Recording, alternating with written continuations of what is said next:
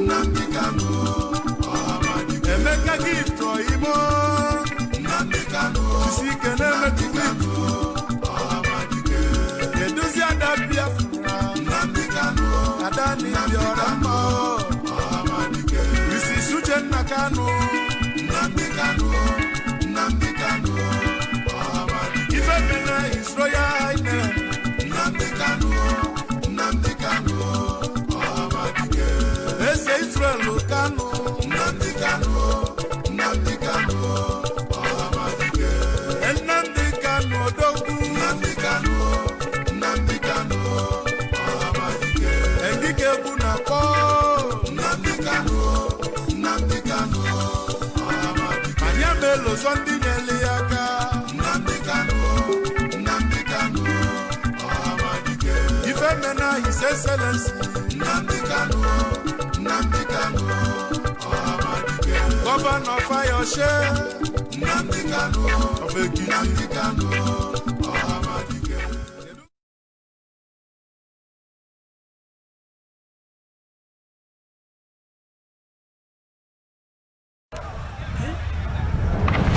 The Nigerian government has its own way of dealing with peaceful gatherings it doesn't like. They started shooting us, killing our brothers. Over 10 of them were lying dead there. The army is trained to kill and not to police processions or protests or demonstration. They are trained to eliminate whoever they see as the enemy. See young men, young boys, 18 years, 15 years, being wasted like that. Just because of what you don't know.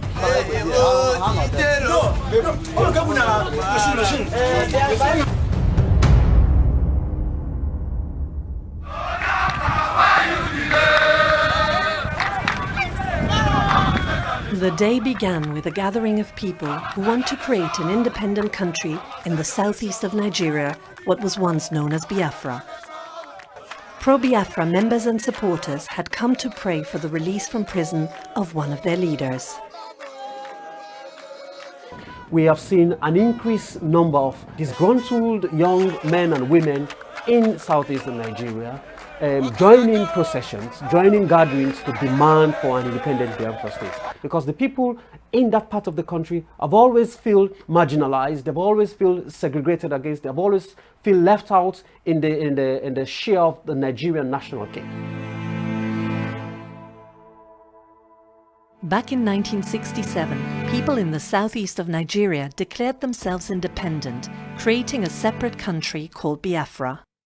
A civil war ensued in which an estimated 2 million civilians died, mainly from famine, as a result of a blockade on food supplies imposed by the Nigerian government. Almost 50 years on, there is a resurgence in calls for Biafra to again become a separate state. About 200 pro-Biafra members and supporters gathered in a high school playing field. Many recorded what happened next.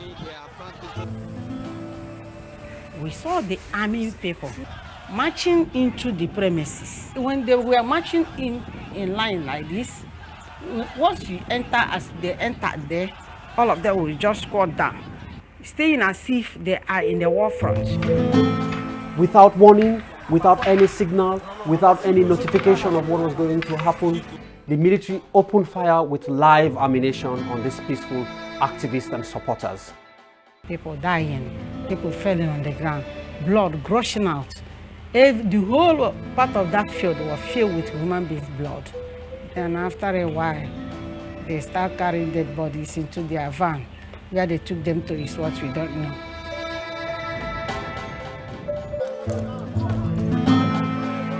They came with an intent to shoot, to kill, and to injure, and that for us gives an indication of the brutal nature of the Nigerian security forces' response to pro-Biafra agitations. But this was not the only occasion. Take this one, 3 months later, on the 30th of May 2016, when pro-Biafran members and supporters had gathered to remember those who had fallen during the Civil War. At least 60 people died that day. We see more than 20 heroes of Nigerian Army join force, Navy, police, and they began to shoot at us. We began to run. As we were running, they shot me on the palm leg here. Even when the injured sought refuge in gutters along the road, the military would seek them out, executing some on the spot. And when they were packing the body... Good evening, wonderful people, great Biafrans, wherever you are on the face of this very planet. We welcome you to hopefully another explosive, expository edition of our live Sunday presentation this very day.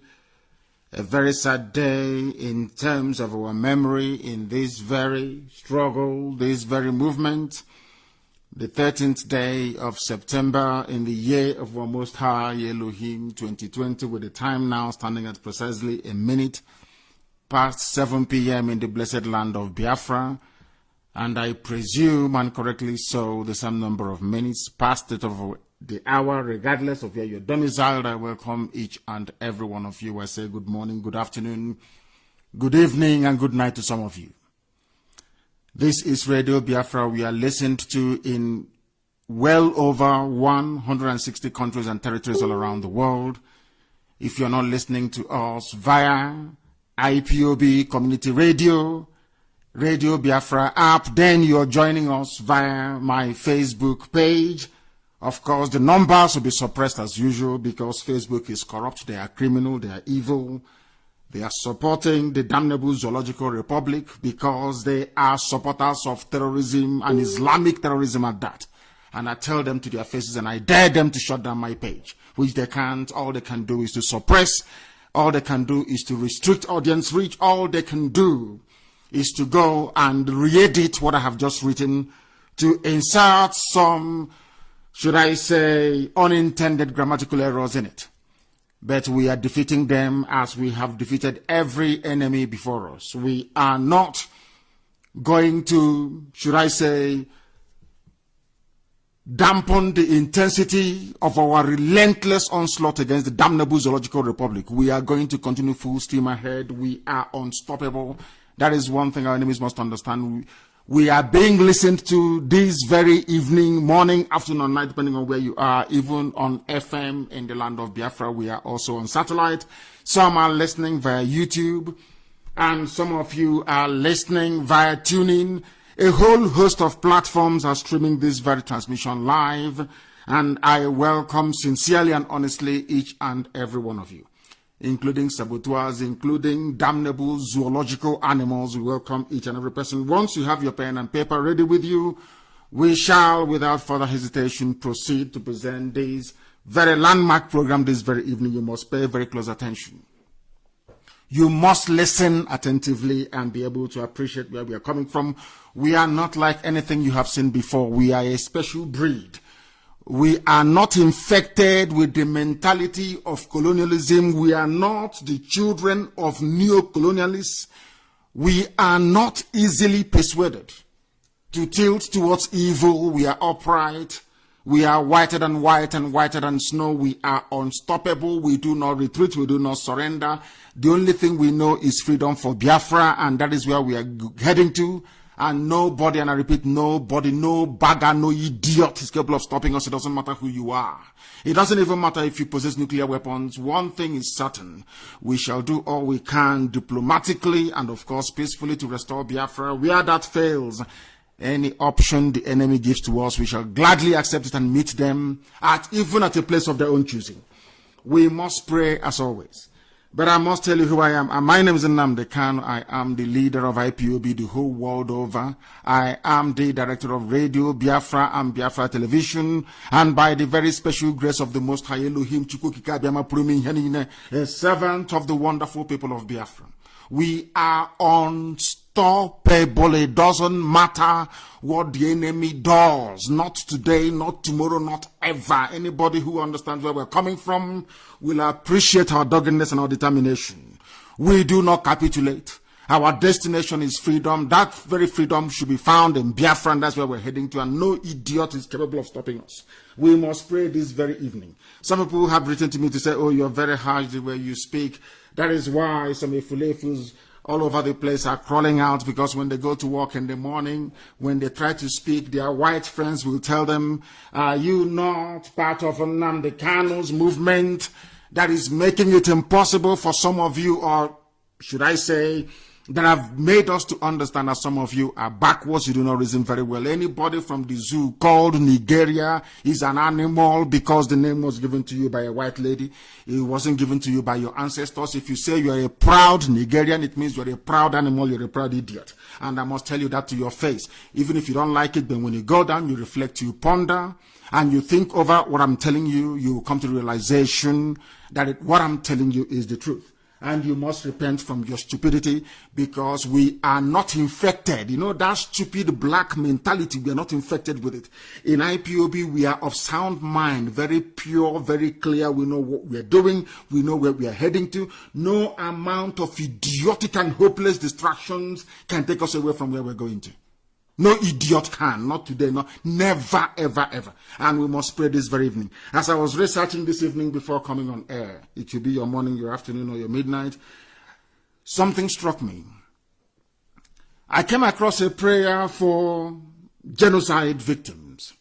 In this very genocide prayer, let me tell you the extent of the idiocy of some of our people, and of course, the conspiracy, global conspiracy against Biafra. You know, when you try to explain to our people that we have a lot of enemies, not out of our own making, we have a lot of enemies because of what Biafra represents, because of what it portends for the future of the black race all over the world, most of you don't understand. Now, it was widely acknowledged, even by US papers and publications, that what happened in Biafra was a genocide.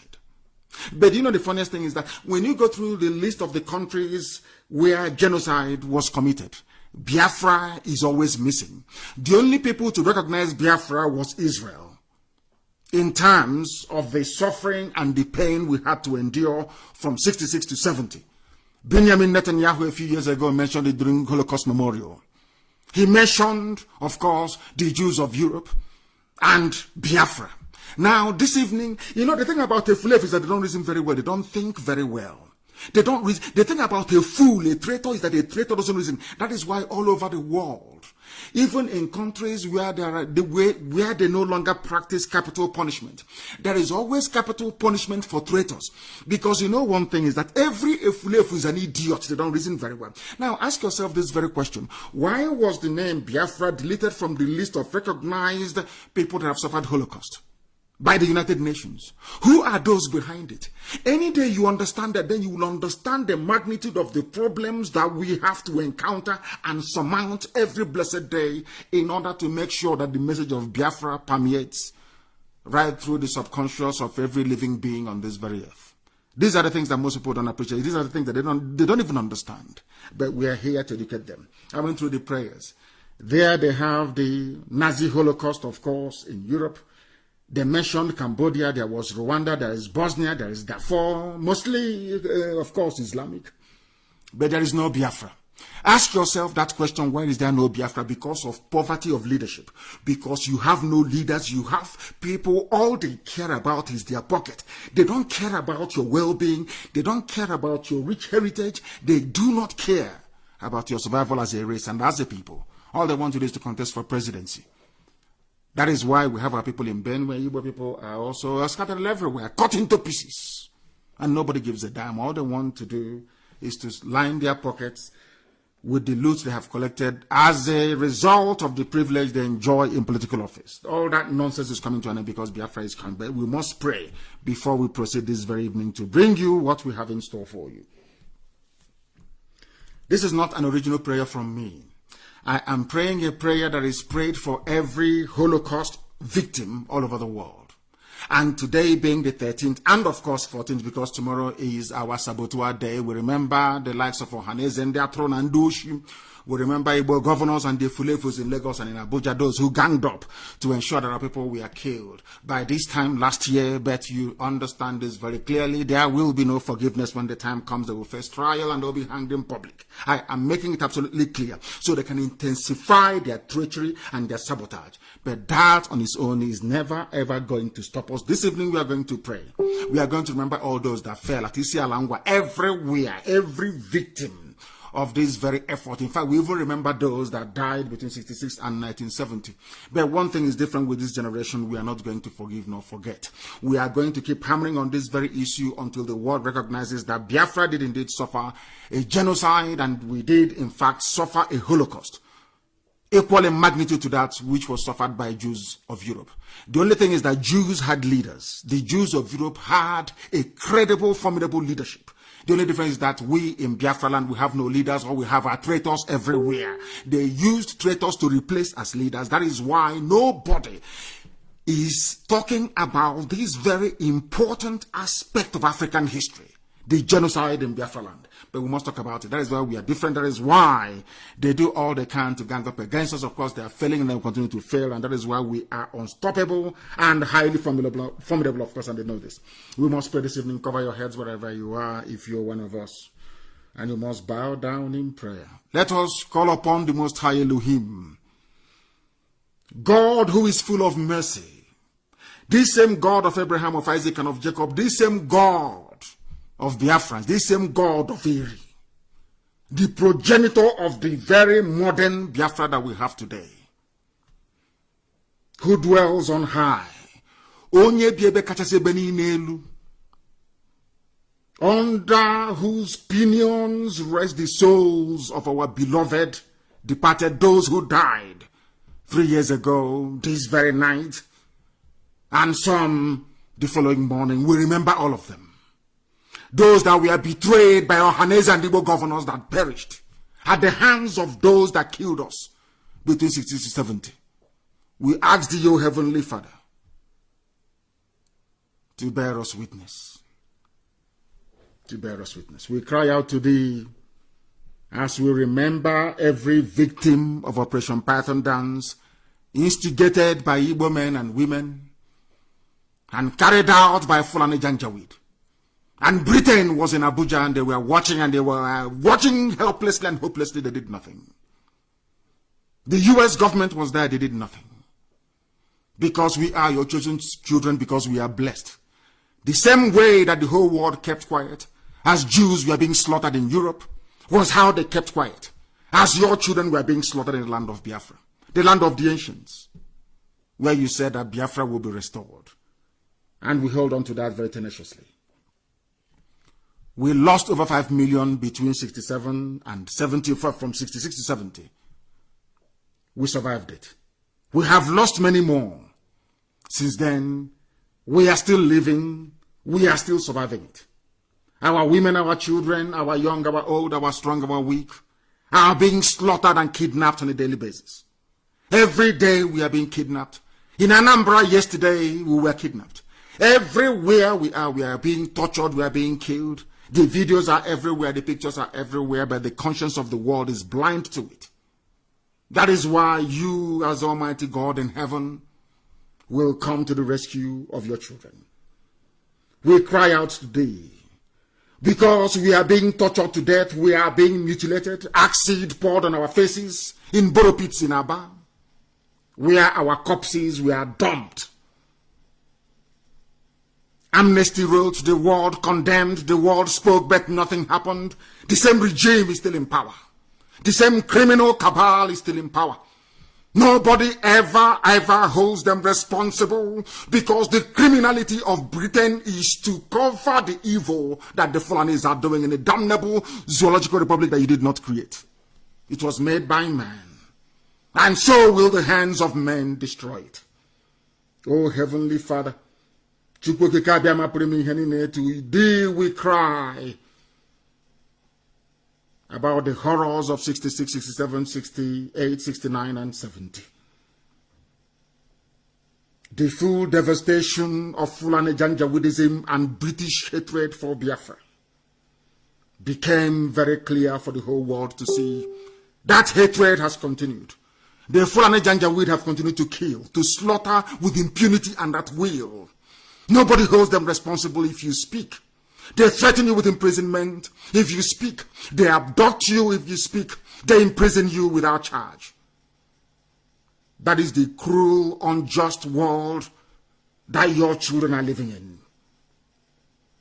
We have pledged ourselves unto thee that your will must be done upon our lives in this age and in this time, that Biafra will be restored according to your mandate and not that of man. We are human. And in our frailty, O Heavenly Father, we have realized that we as human beings have the potential to choose to do what is wrong or to act justly. Help us to be worthy of your gift of free will so that we can hasten the time when peace and harmony shall banish prejudice and hate from the Fulani. That concoction, that damnable zoological republic, even this day as we pray for the emergence of Oduduwa Republic, as we pray for the emergence of Middle Belt Republic, as we pray, oh Heavenly Father, that every nationality, every ethnicity shackled in the bondage of Britain shall be set loose. Only through your name will all this come to pass, that we may dwell in peace in the land of the living, that we may give thee and only thee, not any rubbish, not any man, not any idol, not anything born by a woman, but only thee, Heavenly Father, indivisible, unseen. Now and forevermore we pray. He said, we must proceed to preach the gospel of heaven this very evening. What we preach is the truth, the whole truth and nothing but the truth. Unstoppable. This IPOB is indivisible. I challenge any bagger to try. Indivisible under God. That was the prayer and the oath I took before God in Jerusalem many, many years ago. That this very family is noble. That is why no matter what the enemy does, we emerge stronger and stronger. Woe betide any idiot that will allow the spirit of greed, envy, and jealousy to inhabit their soul. Woe betide the fool. Because here, this gospel is being preached in truth and in every honesty. And only God can see the hearts of men. Only Chukokikabiyama can, not any mortal flesh. You can second guess, of course. You can attempt to predict or to assume. But only the Most High understands the thoughts and the hearts of men. Only God can see in secret. Only God in heaven can see in darkness. That is why we maintain unapologetically our status of being whiter than white and whiter than snow. That is what it means to be in IPOB and a family member. That is why this movement, without the input or support of criminals, is number one all over the globe today. That is why if you are removed, you feel your life is about to come to an end. Because we are potent. Because indeed, we are the only thing that actually matters in the lives of our people. We must preach this gospel. 3 years ago, today, and going into tomorrow, remember the victims of state-sponsored genocide, the complicity and duplicity of Ahaneze and Igbo governors and some Abuja-based political contractors. The reason why they came to my house was to kill me and to stop me, to stop this great and formidable IPOB, to stifle the Biafra agitation, but they failed woefully. Though we lost a lot of brave men that very day, the Zoo Army and the police laid siege in my village as the Zoo Air Force were patrolling and ever ready to drop gravity bomb on my compound to vaporize every living being there and to destroy every structure within, 2 Air Force jets were hovering around my village throughout the siege and the invasion of my compound that led to the death of very gallant men and women on that very day. Igbo governors and Ohaneze were busy plotting with the same people that killed their parents during the war to come and kill IPOB. One thing, as I mentioned during our prayers, is that every saboteur on this very earth are naturally unreasonable. They do not reason. They complain about Fulani Janjaweedism, but when they found people who were working to stifle the evil that is Fulani, what Ohanes and the governors did was to run to Fulani people to ask them to come and kill. The same people that killed them between 1966 and 1970. That is how foolish Efulefus are. By nature, they are very hopeless. If you ask them the crime of IPOB, they cannot tell you that they are agitating to be free, asking for referendum. You then went to Fulani to go and call killers with AK-47 to descend our land to slaughter our people. What have you done? You've done nothing. All you do morning, afternoon, and night is to gossip your lives away. Manifestedly, of course, showcasing your stupidity. But today, that same IPOB you thought you were going to crush is still here, stronger than ever, working very, very hard to decimate the damnable Zoological Republic of Nigeria. And today, the world understands how rotten the zoo is. Because we always win, as I say, all the time we always win. Always. We always prevail. And in the zoo, we have prevailed. They can kidnap all they like.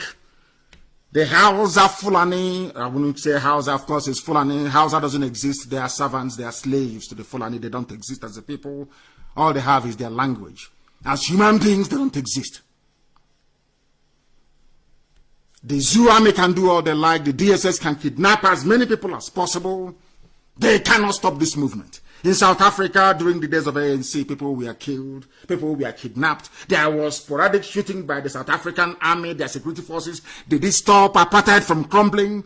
During the time of Martin Luther King, during the civil rights movement in the USA in the 60s and early 70s, of course.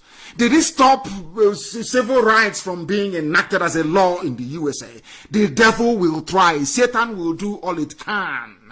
But in the end, the truth must survive, it must prevail, light must shine upon the lives of those who are just and upright. Ohaneze and the Igbo governors, they have failed because they are unreasonable. The same people that gathered at Nikele Crystal to plot the assassination of their children, as they would like to call us, we are the same people lamenting the brutality of the same Fulani Janjaweed army in the late 60s. The same people that killed your parents, you call them to kill your children. How foolish can you be? How foolish can you be? That is why an Efulefu is a fool forever and ever. Sabo is a fool forever and ever. They do not reason. They cannot think. How many of them has ever risen up to fight Fulani Janjaweedism before we came? That is, before Chukwu Kikabiama determined that we should come. They were cowardly. They couldn't do anything. They couldn't rise up and face Fulani Janjaweed terrorists squarely in the face. They are all cowards. Until Chukwu Kikabiama determined that IPOB should come. Now we have come. And what did they do? They ran to the Fulani to go and bring them to come and kill. The same people. Can you imagine such stupidity? It's just like somebody having a problem. Let's say that one of the religious sects you have in Israel is having a problem with Netanyahu. Netanyahu will now run to Germany and look for neo-Nazis and call them and report them to neo-Nazis. Can you believe such stupidity? Do you think that Netanyahu can run to neo-Nazis in Germany and ask them to go and kill Jews? I'm asking you. I want the world to understand how evil Ohaneze war, should I say, is with the governors. Just understand it. We have been through a genocide before, a Holocaust, lost nearly 5 million people. Who were those responsible for the death of over 5 million Biafran people, Igbos especially, the same Zoo army, Nigerian army. Now, who did Ohaneze, the same Ohaneze that claimed to be, that was formed to protect the rights and interests of our people, and the governors, who did they run to come and kill their own children, so to speak, figuratively speaking? The same people that killed 5 million of them. Now tell me how you can describe any of these people as being intelligent. Please, somebody should explain that to me. It's like Netanyahu going to Germany to go and look for neo-Nazis, carrying swastika to go and kill Jews. Going to Nazi party to go and kill Jews. Because those Jews want something that perhaps he himself doesn't want. How can anybody in their right mind refer to those who instigated Operation Python Dance as intelligent people, as elite, as intellectuals? Just explain that to me. Somebody should please explain it to me in simple English so I can understand. Because they don't know anything. Because they are the agents of darkness. Because they are working for Lucifer.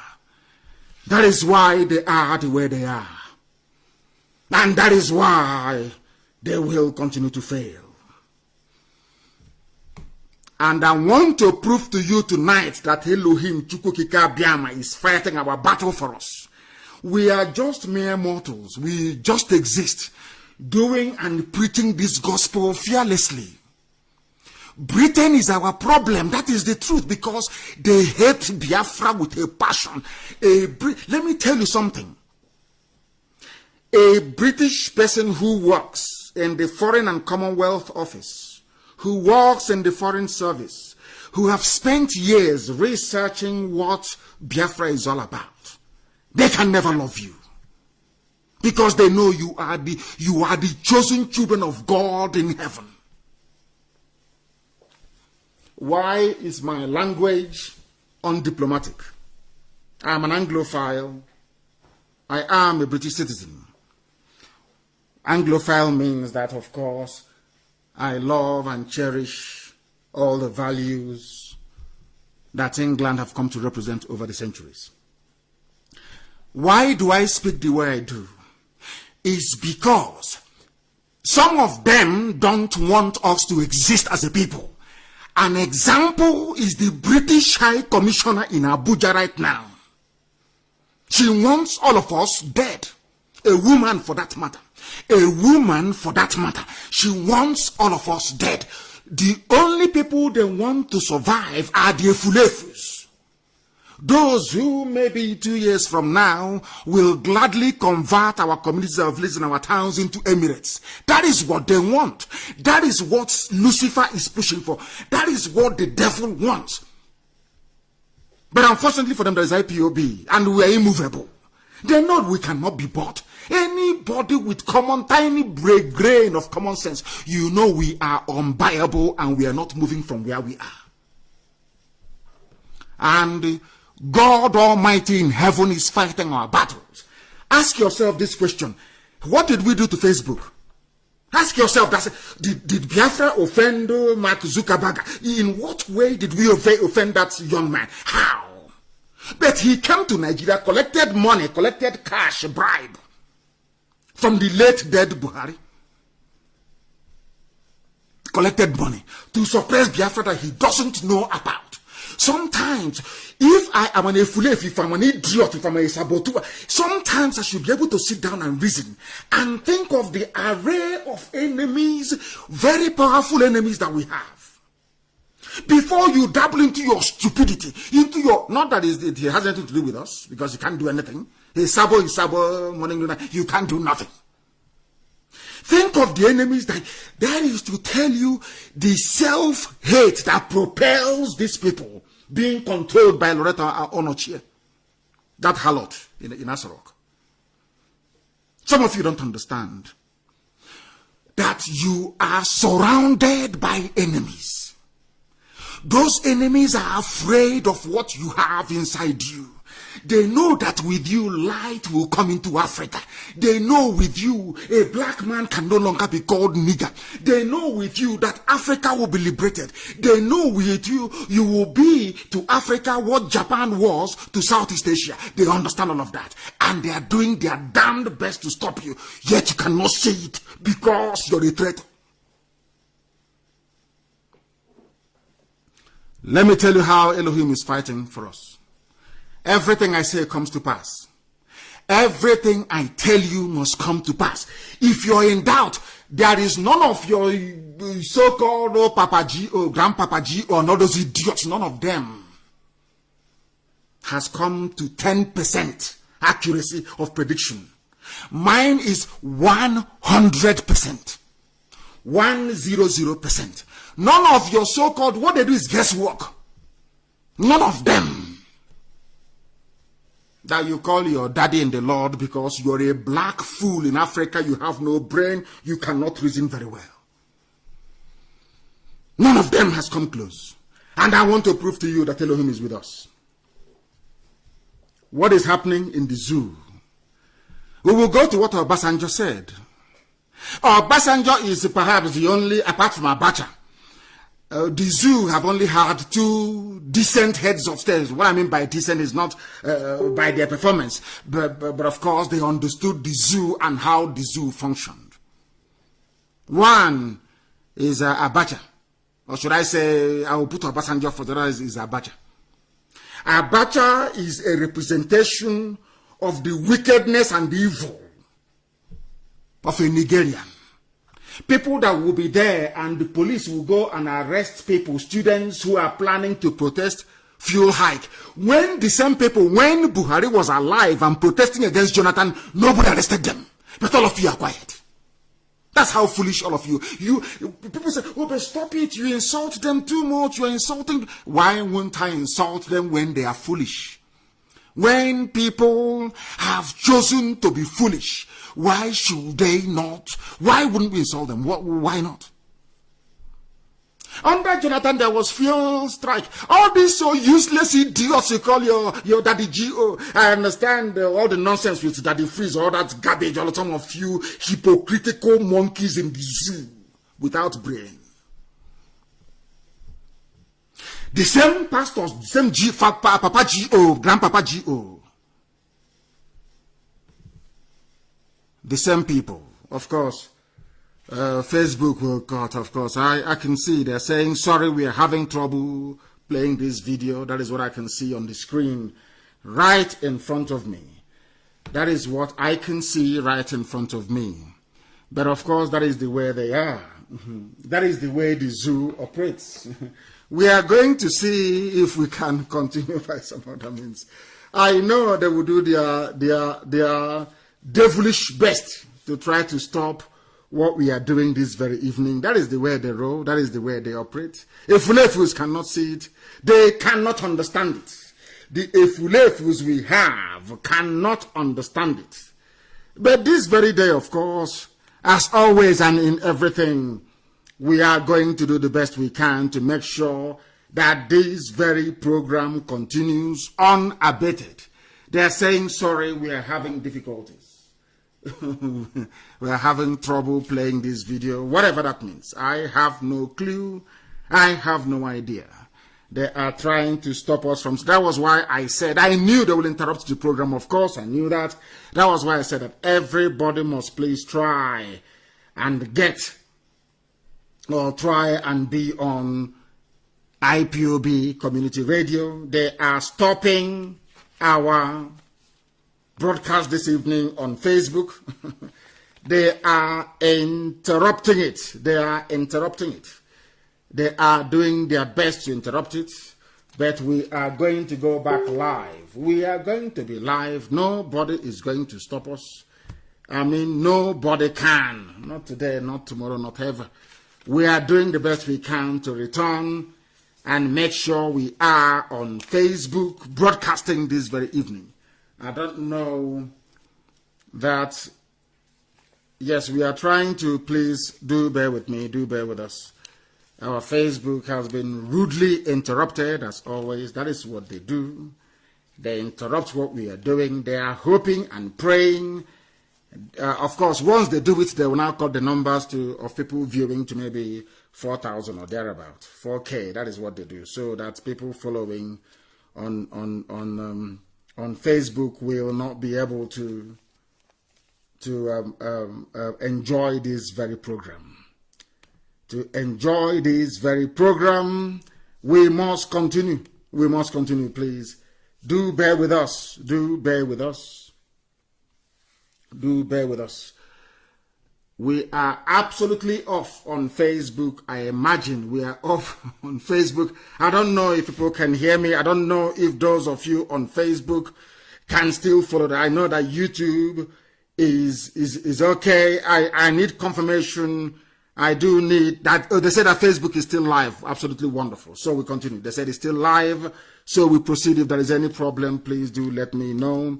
Do let me know from here. It is giving me a different information altogether. That's what Facebook is doing. I think they have some of their staff that is dedicated. They are dedicated to making sure that we are disrupted each time we come live on air, which is a very good thing because it shows how formidable and how strong we are. Obasanjo understands how the zoo functions. And this same Obasanjo have now spoken. He has tackled the idiots in Asorok, the fools they have there, people who are blind. One day he is young, the other day he is old. Nobody knows who he is. Nobody understands who is there wearing a mask, but I do know it is Aisha Buhari's boyfriend, of course, I do know that.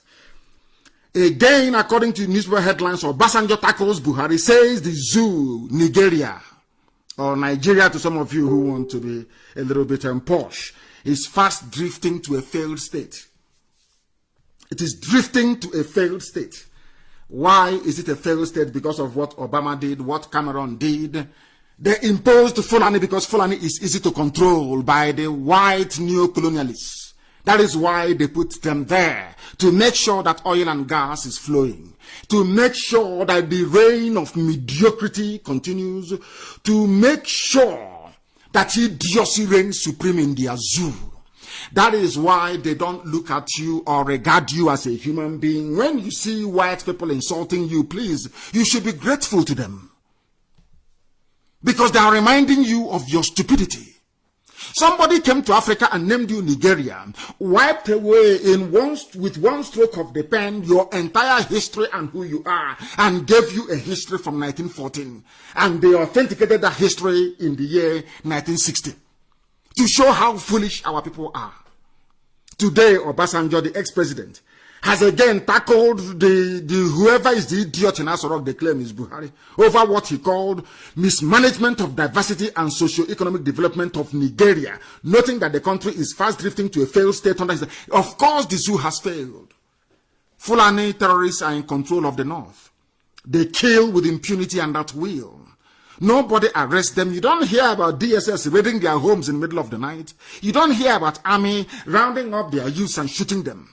No, not at all. It's only happening in the south. Yet people that claim they're intellectuals or they're reasonable, they're intelligent, cannot see all these things. And that is very, very troubling. Extremely worrying. That people who claim that they are educated, people who claim they are reasonable, people that claim they are sensible, they cannot see what Obasanjo is saying. The zoo is drifting into a failed state. It has failed already. The only thing holding the zoo together is your collective cowardice. Just fear, cowardice. Fulani have rubbed your nose. All of you, Fulani, they have used your face and rubbed it in the mud and the Fulani in the cow dung. In the cow dung. The waste from their cattle, they have used all of your faces, all of your intellectual faces and rubbed it in it because you are cowards. You cannot say anything. Fulani controls all your lives, from the presidency to the last DSS idiot in an office, enforcing Fulani Janja Buddhism.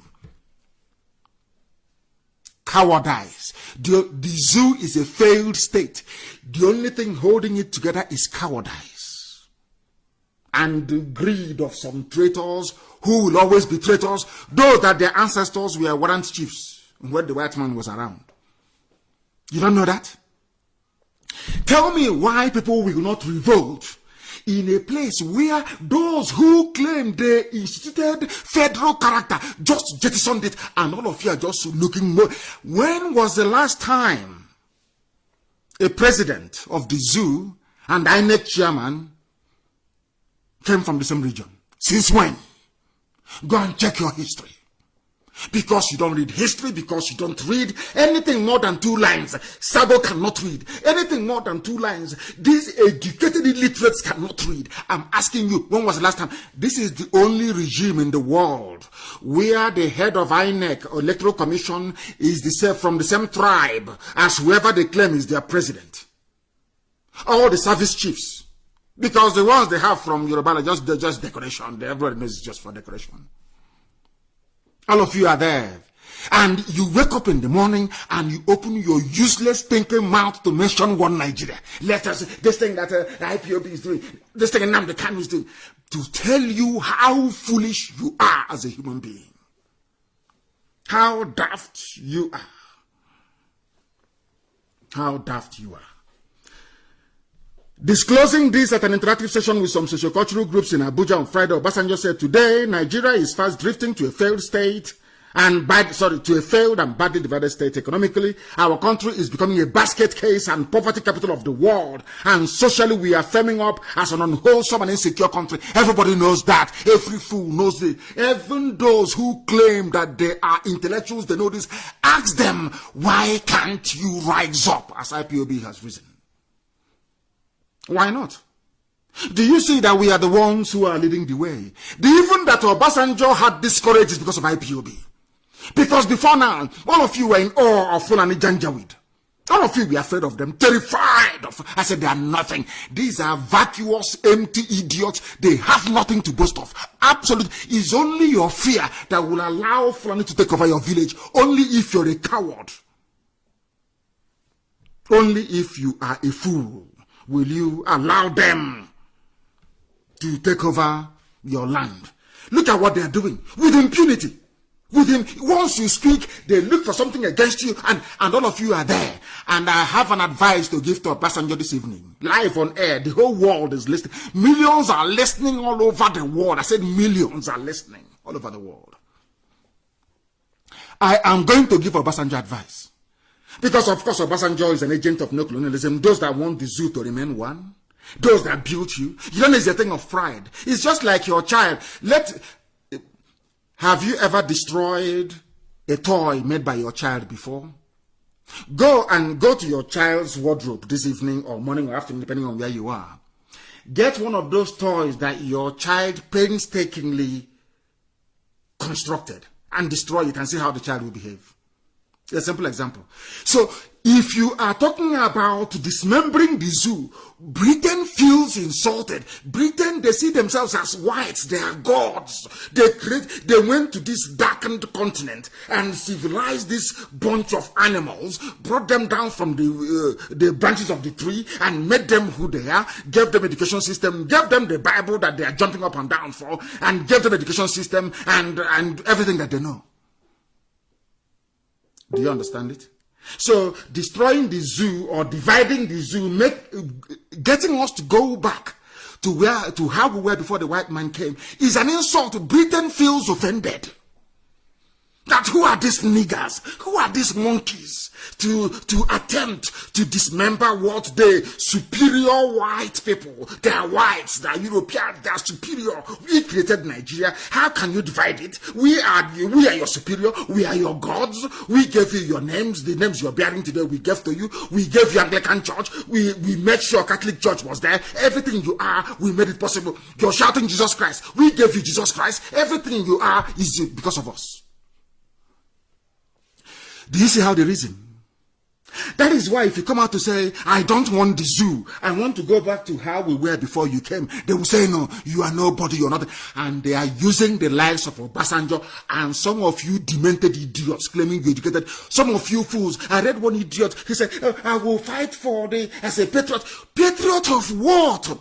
Patriot of what your father created or your grandfather or what a white person created for his own selfish interest. Are you reasonable at all? You claim you went to school. You claim you're educated. You claim you have your PhD. And I'm asking you again, how can you be proud of something that did not come from your village? Something you never created. Not you, not your father, not your grandfather, not your ancestors, but something a white tramp, a white trash created. And you're intelligent. And you're educated. Please explain that to me. What are the basis of this your so-called intellect? All this rubbish you idiots are mouthing every day. Did you create Nigeria? Did your father create Nigeria? Did your grandfather create Nigeria? Did your great-grandfather create Nigeria? Did your great-great-great-grandfather create Nigeria? The answer is no. It was created by a drunken white trash. And any attempt to dismantle it is tantamount to dismantling a toy created by a child. The child is going to cry and rebel. And that is what Britain is doing. But some of you are too foolish, you cannot see it. Because you're not educated. I am so sorry to say, you are not educated. You're not learned. You are not learned. They are your superiors. Everything you are today, from Ministry of Education, Ministry of Agriculture, all the ministries you have is copied. This is Britain, copied from white man, from Europe. Their own. Nobody created it for them. They evolved this system. That is one thing a useless black African baboon doesn't understand. They are masters of this system because it evolved organically over the years. Their system of governance is an evolutionary process best suited to their ideals and value system. That is something a black monkey doesn't understand. I have to lecture you and tell you the truth.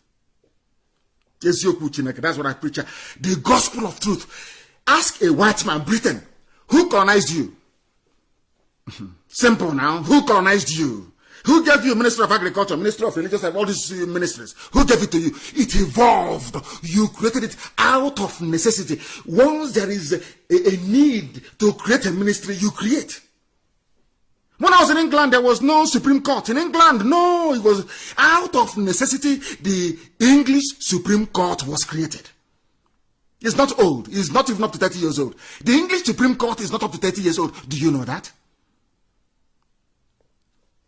At the time, you have Ministry of Culture. After a while, they will delete it. Before, there was no office of the Deputy Prime Minister in England. Ask in the UK, ask anybody. There was none. To my understanding, John Prescott under Tony Blair was the first man to use the title Deputy Prime Minister, at least in modern times. Out of necessity. Out of necessity. And I'm not even sure that Boris Johnson has a Deputy Prime Minister. He doesn't. Now I'm asking you, black people in Africa, zoo animals that call themselves intellectuals, what is your contribution to the governance structure of where you come from? Zero. Everything you blow from abroad. Everything is from abroad. And now, a Yoruba man can manage those, should I say, the foreign governance style, so to speak. A Biafran can manage it. But Fulani cannot. Because they didn't go to the same school. You are practicing a British system of government. That's what you have. Everything is done by the British. Now, when a Biafran was there, things were good. When a Yoruba man was there, Oduduwa, things were okay. Do you know why? Because these two sets of people from the south, they went to the same school that white people go to. I want you to understand something this evening. If not, that is why I said, bring your pen and your paper with you. The reason why, when Obasanjo was there, things were a bit, should I say, okay. Jordan was there, things were a bit all right. But now that Janjaweed is there, things are, do you know why? Because they did not attend the same type of school that people in the South went to. People in the South of the zoo, created by the British. They go to British schools, of course. In the north is Sharia and Al-Majri, Janjaweedism. Now, how can somebody who is cool, if we are practicing Saudi theocracy, Islamic theocracy, you see them, they will excel. You're asking somebody who is a Janjaweed to come and practice something that is happening in England. I mean, come on, let us be reasonable, please. They cannot do it. They cannot. And that is why Obasanjo said that the zoo is a failed state. Now, let me tell you how the Fulanis operate. And I'm saying it for the benefit of the Fulefus, those who are not reasonable enough, those who are not sensible enough. This is how they are. Once you criticize them, they come with DSS, police, everything, all the slander in this, every garbage in this world. Now, what are they doing in reaction to what Obasanjo said? They have come. That is Janjaweed for you. And of course, some of them being advised by Yoruba people. Now listen, presidency replies to presidency. They have come again, presidency, not Buhari. Obasanjo was talking about Buhari. Now they have said presidency. To prove to you once again that there is no Buhari. Only a fool can believe that that thing there is Buhari. You have to be a compound illiterate, a complete twat for you to believe that that thing wearing a mask is Buhari. Now listen very carefully. Presidency replies Obasanjo describes him as lowly level divider in chief. Now, there is this veneer of unity, this charade of unity. Let's unite. Under that unity, under the flag of unity, under this false unity, your villages are being taken over. Under this false unity, Mietiala is being emboldened, financed to be terrorizing you. Under this banner of unity, they are planting Fulani everywhere. Under banner of unity, Fulani terror is spreading everywhere. And you are foolish. You are hopeless. You cannot see it. They are calling Obasanjo divider in chief. He wants to, everything is you want to divide the country. And I want to ask the idiots, what were you before the white man came? Do you see why God blessed white people? You know, a white man came, gave you a system of government that is alien to you. You swallowed it hook, line, and sinker. And any attempt to amend, to change that thing a white man made, you have idiotic black people fighting themselves over it. Why is it, how can you tell me that whites are not superior to you? Is there any white man at the National Assembly in the zoo? Is there any white man in Asarok? I'm asking you, is there any white man there? Now ask yourself, why are they saying that that thing a white man created must be there? It's like the word of God. They are white. You know, we are black. We are tainted. We are very ugly. We don't know anything. We look like baboons. We look like monkeys. Why must you tamper with something a white man made? I want you to understand how foolish black people are. When I say that blacks are foolish, I have my reasons, and I wish anybody can debate me publicly on it anytime, any day. Maybe this coming Friday. I wish anybody can submit their names. Give me your number, I will call you. I will be the one to call you live on air. So we debate it.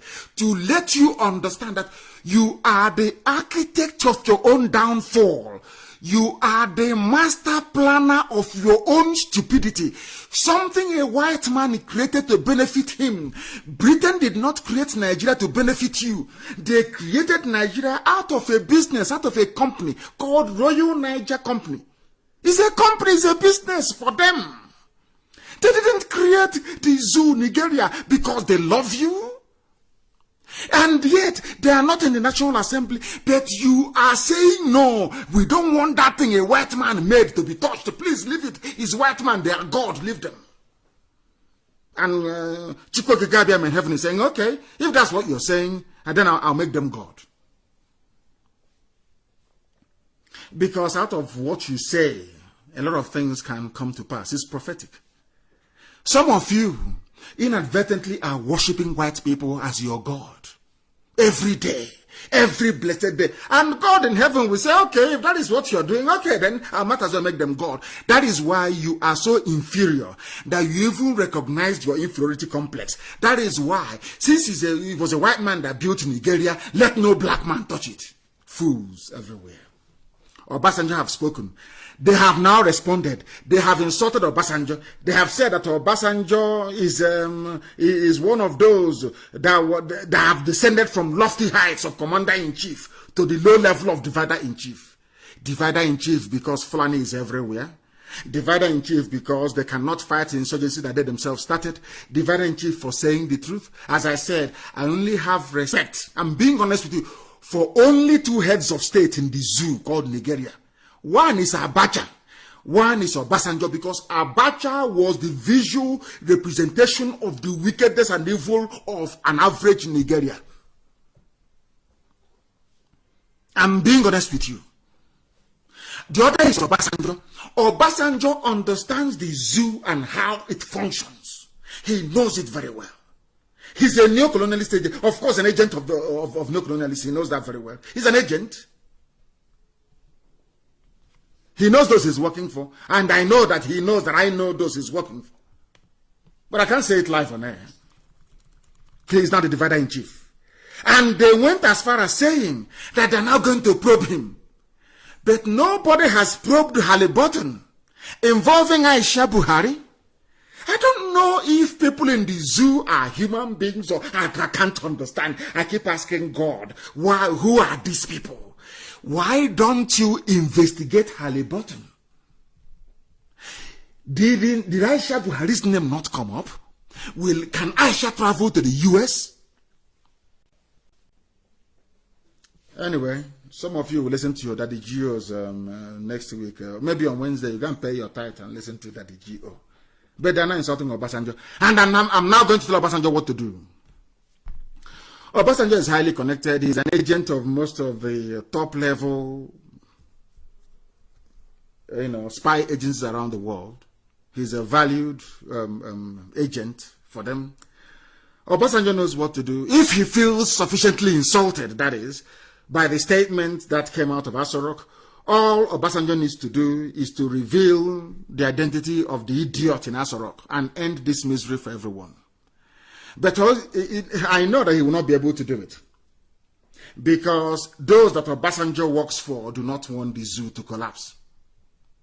Because the zoo is a monument to the ignorance of black people in Africa. That's why they call it Giant of Africa. It is a monument to the idiocy of African people. So they want to keep the zoo one. And Obasanjo is the agent. Maybe that's why he will not go that far.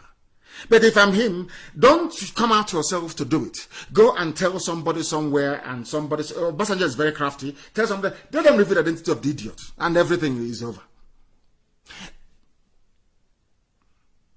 But the more you know the identity of the fool, and you keep quiet, then what he said comes to pass. I had a sip of water. Something the mask wearer in Asorok cannot do. Or Obasanjo, you cannot eat your cake and have it. If you're sufficiently upset about what is happening in the zoo, there is no, don't wait for 2023. Just reveal the identity of the idiot. Asha's boyfriend, and it's over. You see, all this nonsense, Fulani headsmen, Nietiala in my village, there is no light, there is no water. You see, our God is miraculous. All your problems will be solved. All you people will need to do is to rise up, acquire some courage, and say, please, that idiot in Asorok, take off your mask, who are you? And all your worries will be over. All this nonsense will come to an end. But I know that for some of you, you don't want that to happen because of your greedy, envious nature. You wouldn't want it to happen, would you? So the world will say, that nnamdi has been right all along. If he's right about the person in Asorok, that means that he's also right about Biafra. Then we must as well allow Biafra to come.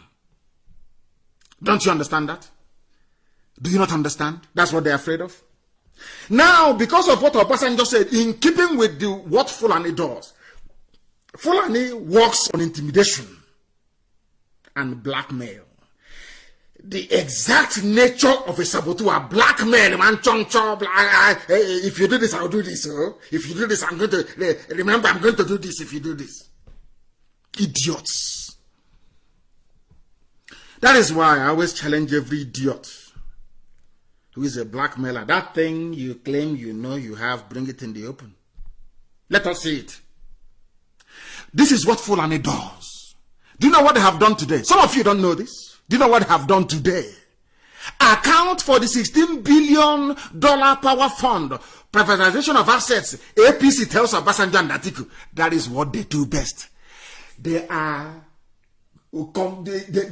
driving, they are making your lives a misery.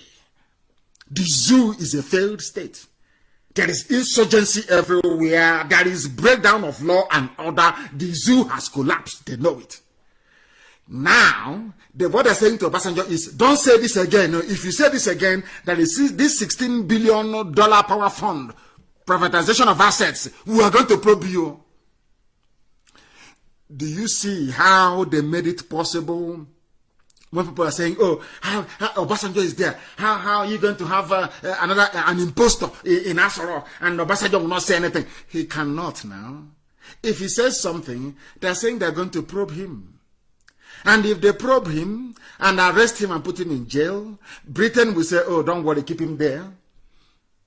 Britain will speak to America and say to America, you know, after the Second World War, we decided that every area we colonize is our natural sphere of influence. We own Nigeria. Nigeria belongs to Britain. Some of you think you are citizens of Nigeria. I feel sorry for you. You are a bunch of experimental lab animals in a forest somewhere in West Africa. You belong to Britain. If you don't know. All it takes is for, if they arrest Obasanjo tomorrow, Britain will tell America, please don't intervene. And that will be the end of it. Who do you think excluded Biafra from the list of countries that experienced genocide? It's Britain. Who do you think did it? It's Britain now and our money. The worst thing is that they use the money coming from oil and gas to bribe all the heads of these agencies to exclude Biafra. And an idiot will be somewhere around the creeks of Biafra land croaking like a toad. People, they don't know history. They don't understand anything. They don't even know how many enemies they have. They don't know who is holding them down. They come out, open their mouth and be talking pure rubbish. Look at Obasanjo. They're now telling him, if you say one more thing, we are going to probe the $16 billion power fund, the privatization of assets, and every other thing you may have done wrong. But nobody have never come across any intellectual commentator calling for a probe of Aisha Buhari's involvement in Halliburton bribery scandal. Nobody can say it. Only IPOB can. Only nnamdi Kanu on Radio Biafra. Who else can? When I was in the zoo in the court, I called Buhari a madman in his own court before the idiot died. When I was in my father's compound, I said to the whole world that idiot in Asorok is not Buhari. I said it before the whole world. So it doesn't matter where I am. I've been saying I am always this way. I tell you the truth all the time. Regardless. Obasanjo, they say they're coming after him. That is the zoo. Blackmail upon blackmail. Maybe that's where the Fulefus land the rubbish that they are practicing. Idiots. Look at them, they're trying to blackmail Obasanjo from speaking the truth. Because the zoo, of course, is a failed state. Why won't it fail?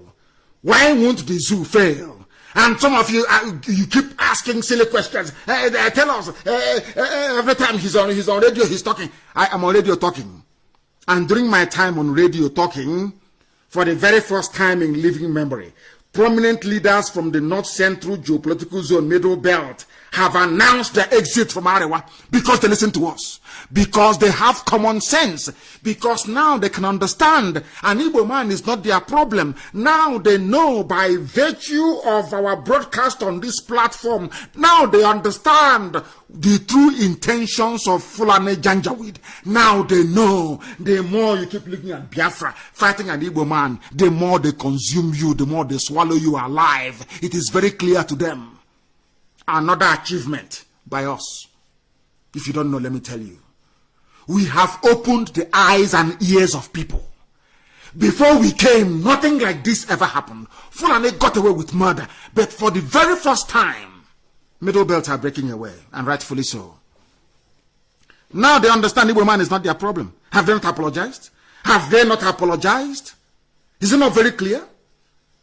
And the same way they have apologized in the Middle Belt, I want Edwin Clark of Pandev and some of those traitors that call themselves Niger Delta South, the traitors against Biafra, traitors against Biafra.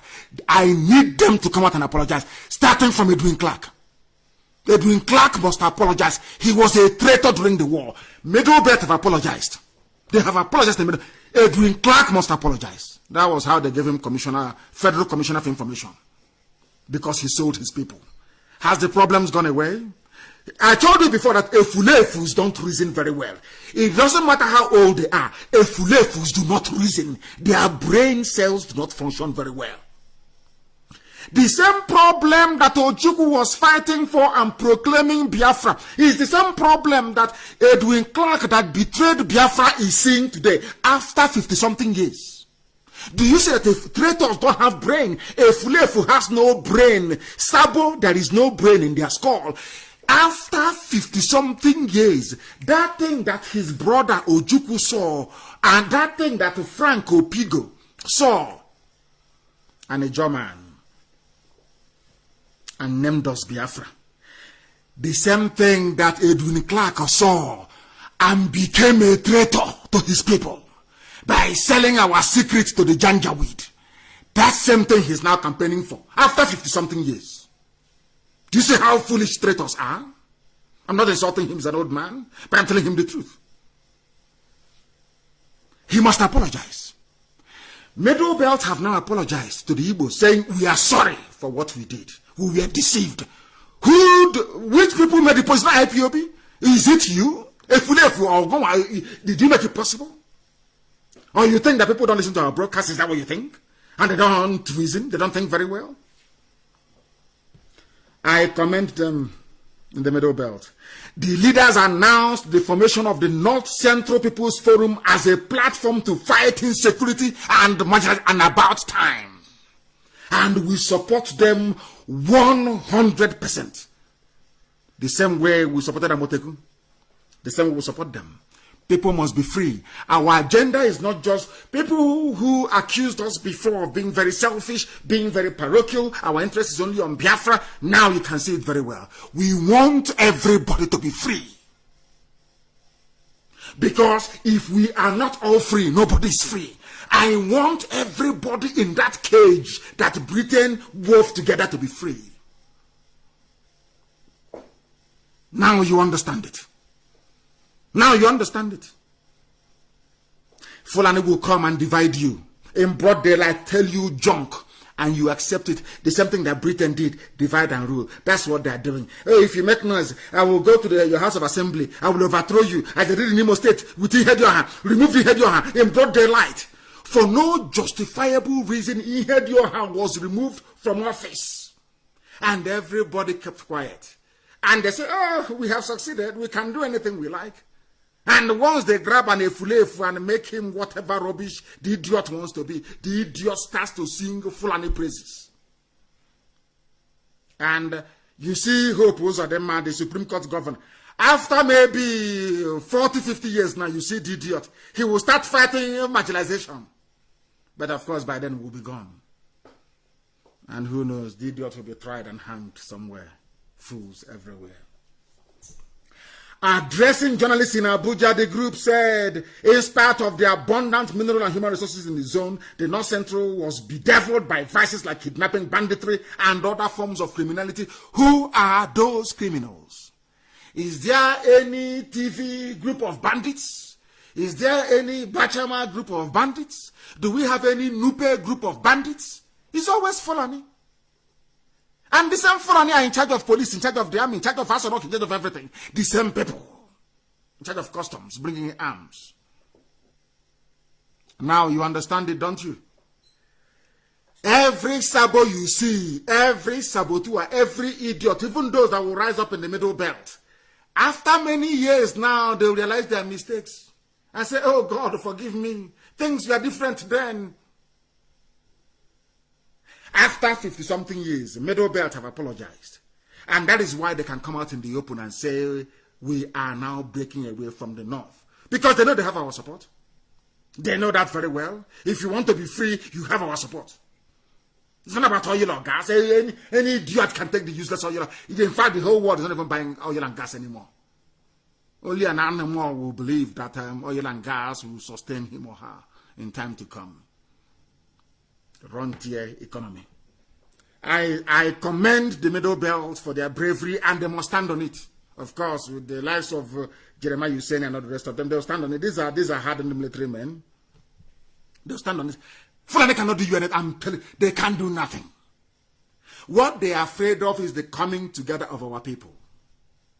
If the Middle Belt, the East and the West can be courageous enough, not just issuing useless, meaningless prayer statements, to come together and say Fulani, piece off, Fulani will run away.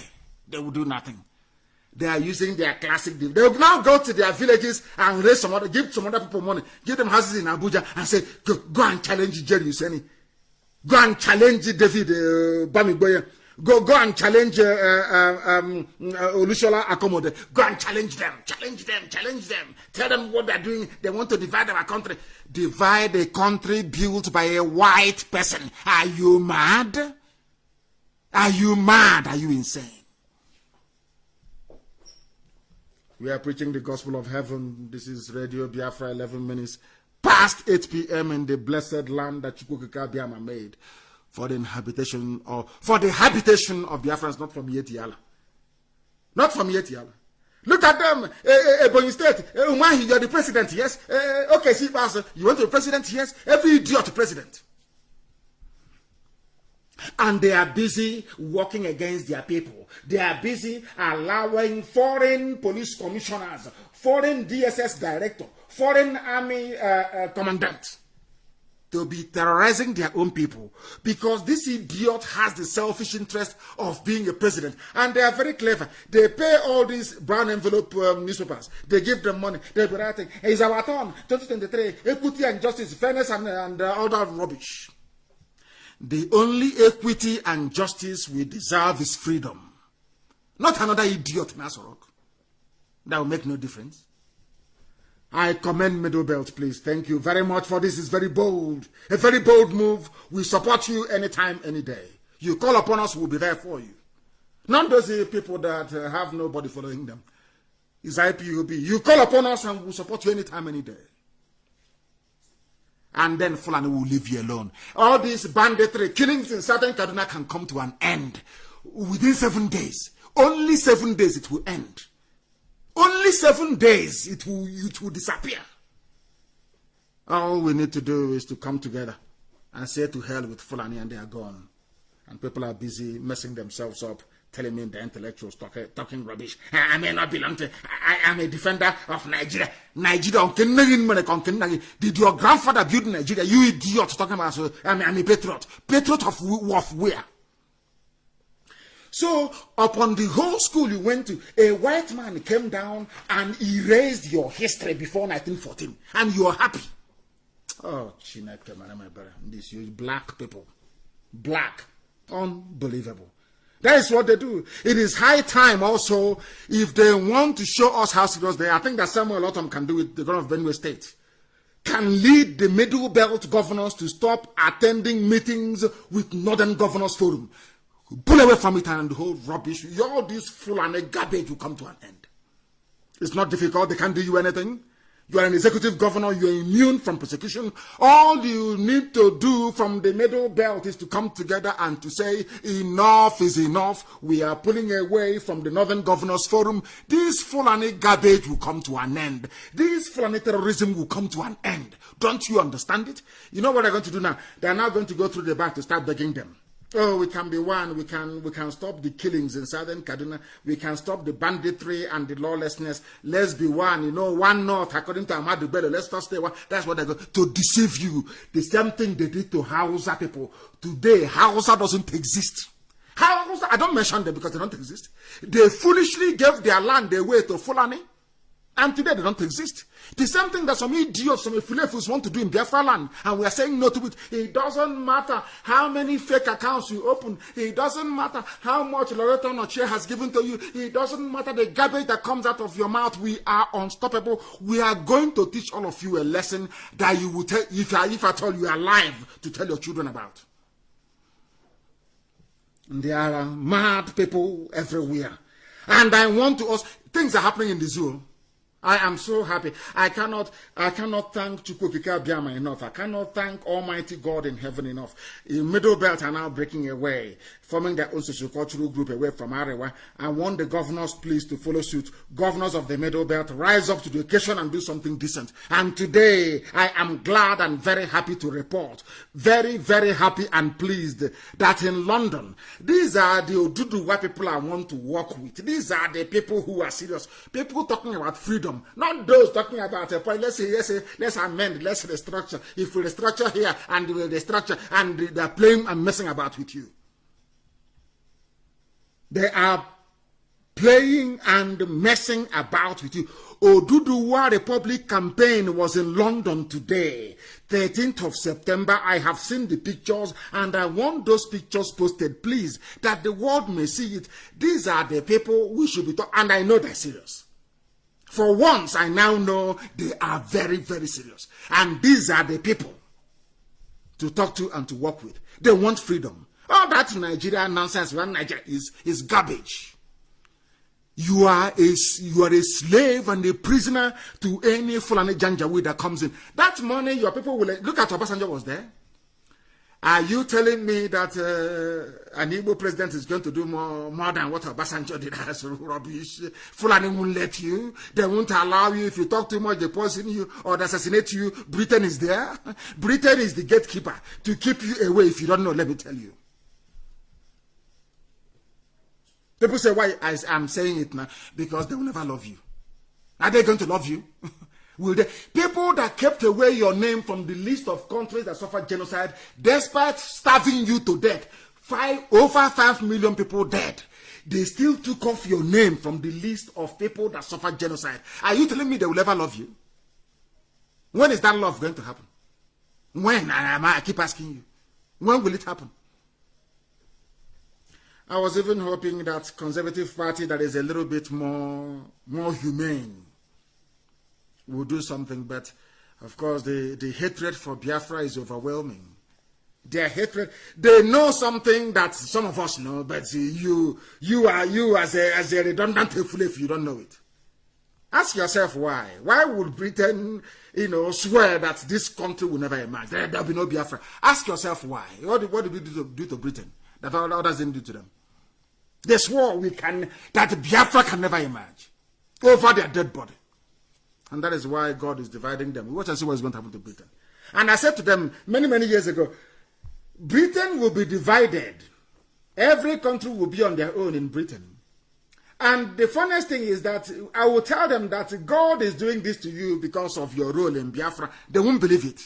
They'll say, these are a bunch of niggers. But that is the reason why Britain will be divided. And you will see it. And I don't say things for saying sake. When it happens, I would refer you to today's program. I'll say, remember when I said it? I commend the Oduduwa Republic agitators for rallying today in London. It is commendable. They must come out. Because if you have pride, if you have a little bit of shame, you must understand that coming out and campaigning for your freedom is the best thing you can ever do to yourself. Very, very important. We must proceed. This is Radio Biafran. We are live and we're there, and the whole world, of course, is listening. I want the Middle Belt governors to please break away. You must break away, because if you do not break away, what you will have is the headline: police and Fulani headsmen working together against themselves. Is there? Police, Fulani headsmen agreed to work together. Some of you have forgotten. I like to go back once in a while. There was a news in circulation today. People going back 3 months ago to remind you, because our brain, we forget. In this era of Big Brother and Indomie, people forget very easily. Fulani headsmen working with the police. Terrorists working with police. And this is the country you want to be in? Terrorists working with the police, whereas the police are busy hunting down, arresting and abducting innocent people. And all of you are quiet. Because you're protecting what a white man created, not your grandfather. All of you claim, I'm a proud African. You people are hypocrites. If you're a proud African, you'll be proud of what your ancestors created. You'll be proud of Biafra, you'll be proud of Oduduwa, you'll be proud of Jukun, you'll be proud of all the ancient kingdoms that we had. If at all you claim you are proud, but your pride stops at 1914, when you were created by a drunken white woman. You claim you're proud of Africa. I'm proud. I'm a proud African. Proud. So you're not proud of Africa from before 1914. You're only proud from 1914 when the white man came. Your stupidity has no cure. I'm telling you the truth. These are the people. The state apparatus itself in the zoo is architecture of terrorism. Everything was built to sustain Fulani terrorism. To drive you away from your land. So that the Janjaweed may occupy it. With the help of some Ifulefus within. That is why it is very, very clear. The whole world understands this. That efforts have been made in the past to rid the zoo of Janjaweedism, to rid them of Fulani banditry. But they said no. Fulani said no to it. They don't want it to happen. Why don't they want it to happen? Today we are going to reveal the reason why they don't want it to happen. And I want people to follow what we are giving you sequentially, line after line. Bring out your pen and your paper. And I want you to post this. It's a screenshot that somebody made. And I want it posted. We were supposed to gas the insurgents to get access to Chibok girls and get them while the insurgents were sleeping. We shared this intelligence with the Nigerian army. And when we were ready to activate the plan, we scanned the area where the girls were kept by the insurgents and discovered that these terrorists had acquired gas protection masks. We lost trust in the Nigerian government and returned to our country. American military report. I want Efulefus to open their ears. All these betrayers, Ohanese, Igbo governors, open your ears very well to understand how people with an agenda. Fulani has a clear-cut agenda to conquer you. But in your foolishness, they have dangled presidency. They come to Mahi, President Mahi, Excellency, idiot, jumping up and down. They come to Abia, President Ibas, here you are, idiot, jumping up. All of you fools. I want you to reason very well. Fulani has a plan. That was the reason why, to tell you that they are all working together. Boko Haram, all the rest of them, they are one. They are together in this. Do you know that America came to release Chibok girls?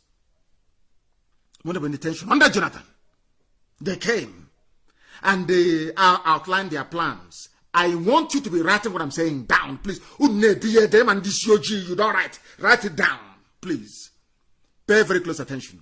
They came because international protocol requires that you must inform the host country what you're going to do. They were invited by the government, come and rescue these girls. They said we are going to gas them, which is what happens during hostage rescue. Do you know that the same Nigerian army of Buratai, Operation Python Dance, we are going to fight insurgents. We will declare state of emergency. These are the idiots. His own army, his own commanders now told Boko Haram that America is coming. Oh, they are going to gas you. Now, when America used their drones and their spy satellites to look at them, Boko Haram is now wearing gas mask. So American gas cannot. In fact, you even gave them gas masks to start with. The same Nigerian army of Buratai. Telling you about one Nigeria. We are doing Operation Python Dance to save one night, to keep Nigeria's territorial integrity. Some of you idiots don't know that when he was saying that rubbish, he was saying one Nigeria for the habitation and occupation of the Fulani. Because some of you are fools, you don't know. You're not learned. You may stitch one or two sentences together in English. That doesn't mean you're learned. You're foolish. You cannot reason very well. When Buratai was saying, we are doing Operation Python Dance, Operation Crocodile Smile, all that rubbish, they are doing it because they want to keep the powder dry for Fulani to take you over. It's a very simple game. It's a very simple trick. If Buratai had believed in one Nigeria, why did he pass information to Boko Haram, telling them that America is coming with a gas agents that put them to sleep? Now you understand, don't you? You and your foolish one Nigeria. All of you idiots, to some of you editors of newspapers, all of you, because you're in Abuja enjoying, they bring the money you because you're a black man. You are evil. They bring money, you share, you divide amongst yourselves, and you're eating large, sending your kids for summer holidays in America, in Europe. You're having fun, and others are dying that they're suffering. Others are dying and suffering because of your treachery, because of your longer throat, because of your primitive disposition to wealth acquisition. It doesn't matter from where you collect and betray your conscience. Please publish it on my page. We were supposed to gas it's everywhere, but I'll probably put it on my page. Facebook can suppress it. They can even allow only 2 or 3 reactions. That is their business. But people are reading it. All of you that they're suppressing your posts, we are reading everything you're writing. We read it every day. So don't think it makes any difference. If you get only 1 or 2 likes. People are reading and commenting. It's Facebook that wrote that once they see you and they feel that you're antagonizing the zoo, Nigeria, the money they were given, they have to do their work. That's what they're doing. Zuckerberg, that's what his job is, to acquire, to accumulate as much money as possible. Where he's going to, if he's going to his grave with it, I have no idea. We were supposed to gas them, but when we got there, Boko Haram had gas masks. Who gave it to them? This information, listen to how human beings reason. You know, we blacks, we don't reason very well. You know, our brain is not that correct. Listen to how people reason. We came to rescue Chibok girls. Boko Haram were holding them hostage. Boko Haram were holding the girls hostage, Chibok girls, yes? And we came to rescue them. When we arrived, we shared our intelligence with Nigerian army. We told Nigerian army what we are going to do. The same Nigerian army in Enugu shooting people, unarmed people. Listen very carefully. The same Nigerian army in Enugu attacking unarmed people that did nothing. The same army, America told, the U.S.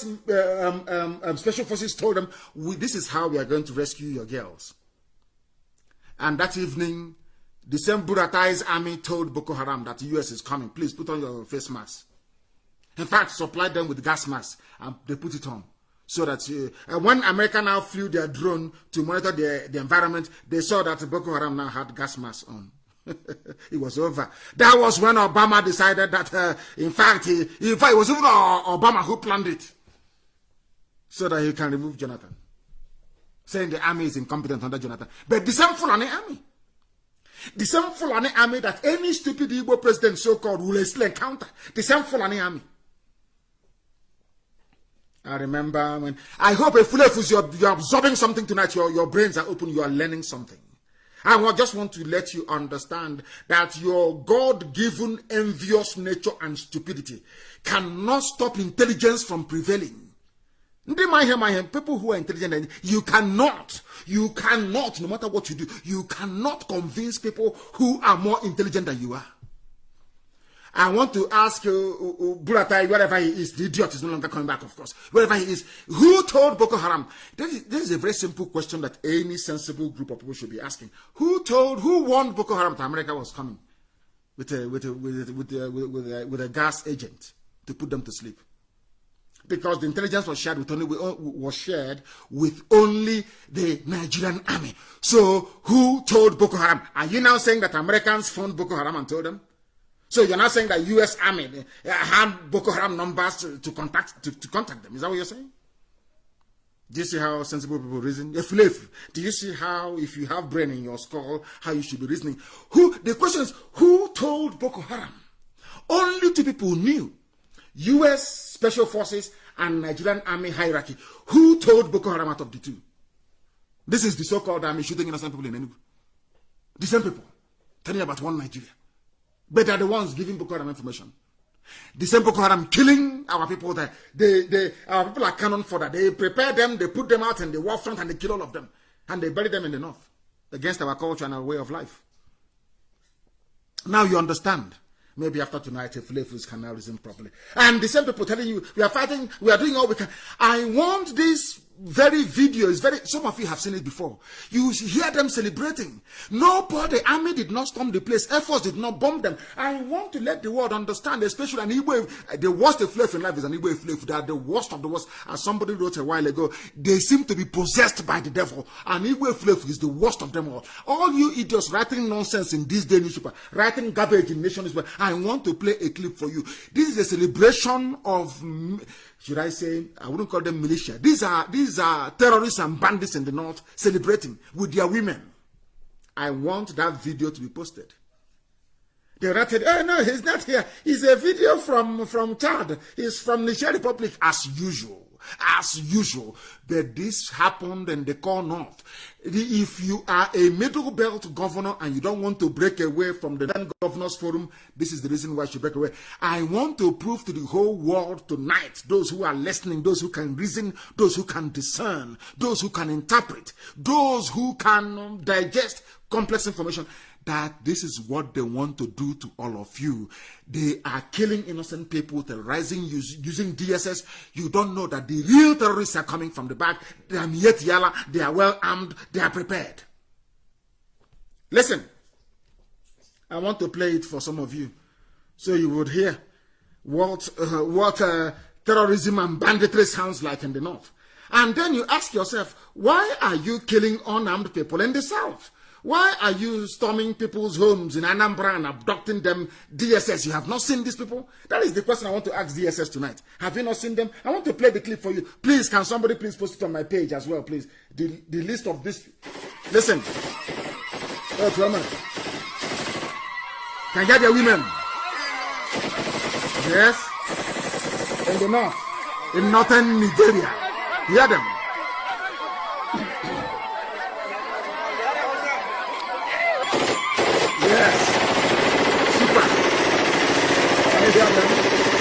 And the women are jumping up and down. Hallelujah. Hallelujah. Praise the Lord. Praise the Lord. They are jumping up and down, firing automatic weapons. DSS cannot see them. Nigerian army cannot see them. 82 division will not see them. 95 division airborne brigade assault. Those that killed Ghana in Benue cannot see them.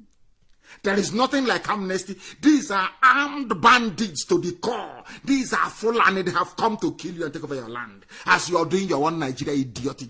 In fact, let me try and revise what I said before. We are going to make a list of all the Efulefus. And let me make it very clear, please. Anytime you see Miyetiala terrorists in your village, direct them to the house of all these Efulefus. Let them go and occupy their villages. Maybe I can allow that. So they will see what it's like. Because this nonsense is too much. These are armed, these are gunmen, these are insurgents in the north, all over the place. Nobody is abducted. Look at their wives celebrating. You know that thing they do, all that rubbish. Look at their wives celebrating in public with them, with their assault rifles. If we try this thing in Biafra land, oh my, you will see all the intellectual idiots in the world. They will be at the forefront, castigating, writing rubbish. Now, where are they when these things are happening in the north?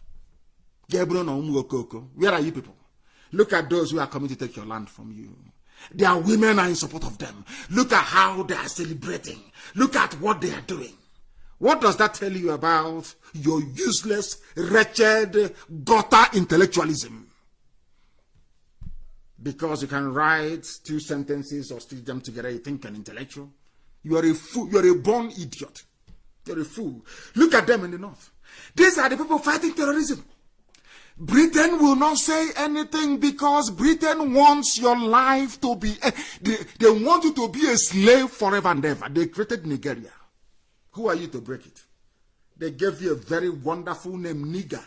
and you're answering it with pride, and you claim you went to school. You are a fool. Now, this is the final confirmation. I'll play it for you. So you will listen, and listen very, very well, because some of you are daft to the core. I want to play it that you may be able to listen. Some of you should listen very, very carefully, please. Listen very, very carefully, because you don't know anything. You don't know nothing. Absolutely nothing. Listen to what is happening in the zoo about your so-called Buratai, hard man. I remember people saying, when he look at Tinubu, people without shame. There is no shame before their eyes. The Tinubu sold this wretched dead man to you. They knew he was a dictator, incompetent, foolish, diseased, and dying. They gave him to you. Let us hear what is happening. Please post this other video as well, that the world may know, so that Britain will know, that we know what they know, that they are supporting terrorists. Bunch of terrorists. Let us listen, please. Let us listen, and listen very, very carefully to what at this broadcast tonight. People, the world is listening very attentively. Please, hear this. And then mop up one area in the south was the start, and after that was done, mop up in the north. The division would follow behind, occupy terrain. We would train the division in situ in defensive positions, etc. But we were never... I told you that the zoo, you forget the math Fulani is making. I told you that they have never won any war on their own before. They always rely on Daddy Britain. Daddy Britain, come on. You know, the same way you have your Daddy G.O. is how the Fulani sees Britain as their Daddy Britain. They go to Britain and they beg them, please, Daddy, we are suffering. That Igbo man has come again. Oh, these biafran people, Daddy, do something. Britain will say, oh, don't worry. My favorite idiot in the zoo, don't worry, I'm coming. My favorite animal, don't worry, I'm coming. And let me talk to America about it. These are the things you don't know. Do you know that they went to South Africa to go and hire white mercenaries in the Ocha Oyibo, white, to come and fight for them? This is army, our boys, Sambisa, our boys. These are your boys killing innocent, unarmed people. Look at, this man is now telling you from South Africa that Buhari stopped them from eliminating Boko Haram. I want every Efulefu to listen. All those idiots answering Biafran names, writing rubbish on social media, I want them to listen very, very carefully. How foolish they are. Do you know that Buhari, when you sell your people, the governors, I want all these useless evil governors to listen carefully. And Ohaneze. Buhari, when he was alive, stopped the decimation of Boko Haram, a terrorist group known for killing people because they are his people. Have you learned anything at all? Or you are still very foolish, hoping on presidency they have promised you, joining your APC? They call Daddy Britain, Daddy come.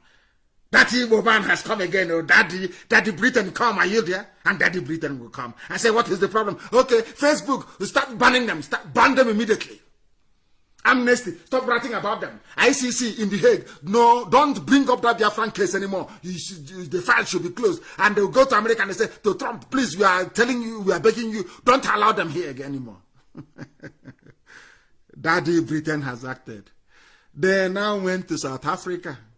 They went to South Africa to go and beg white people to help them fight Boko Haram. The whites came and Buhari stopped them. I told you before, this army cannot fight the zoo army. They are cowards. They cannot fight.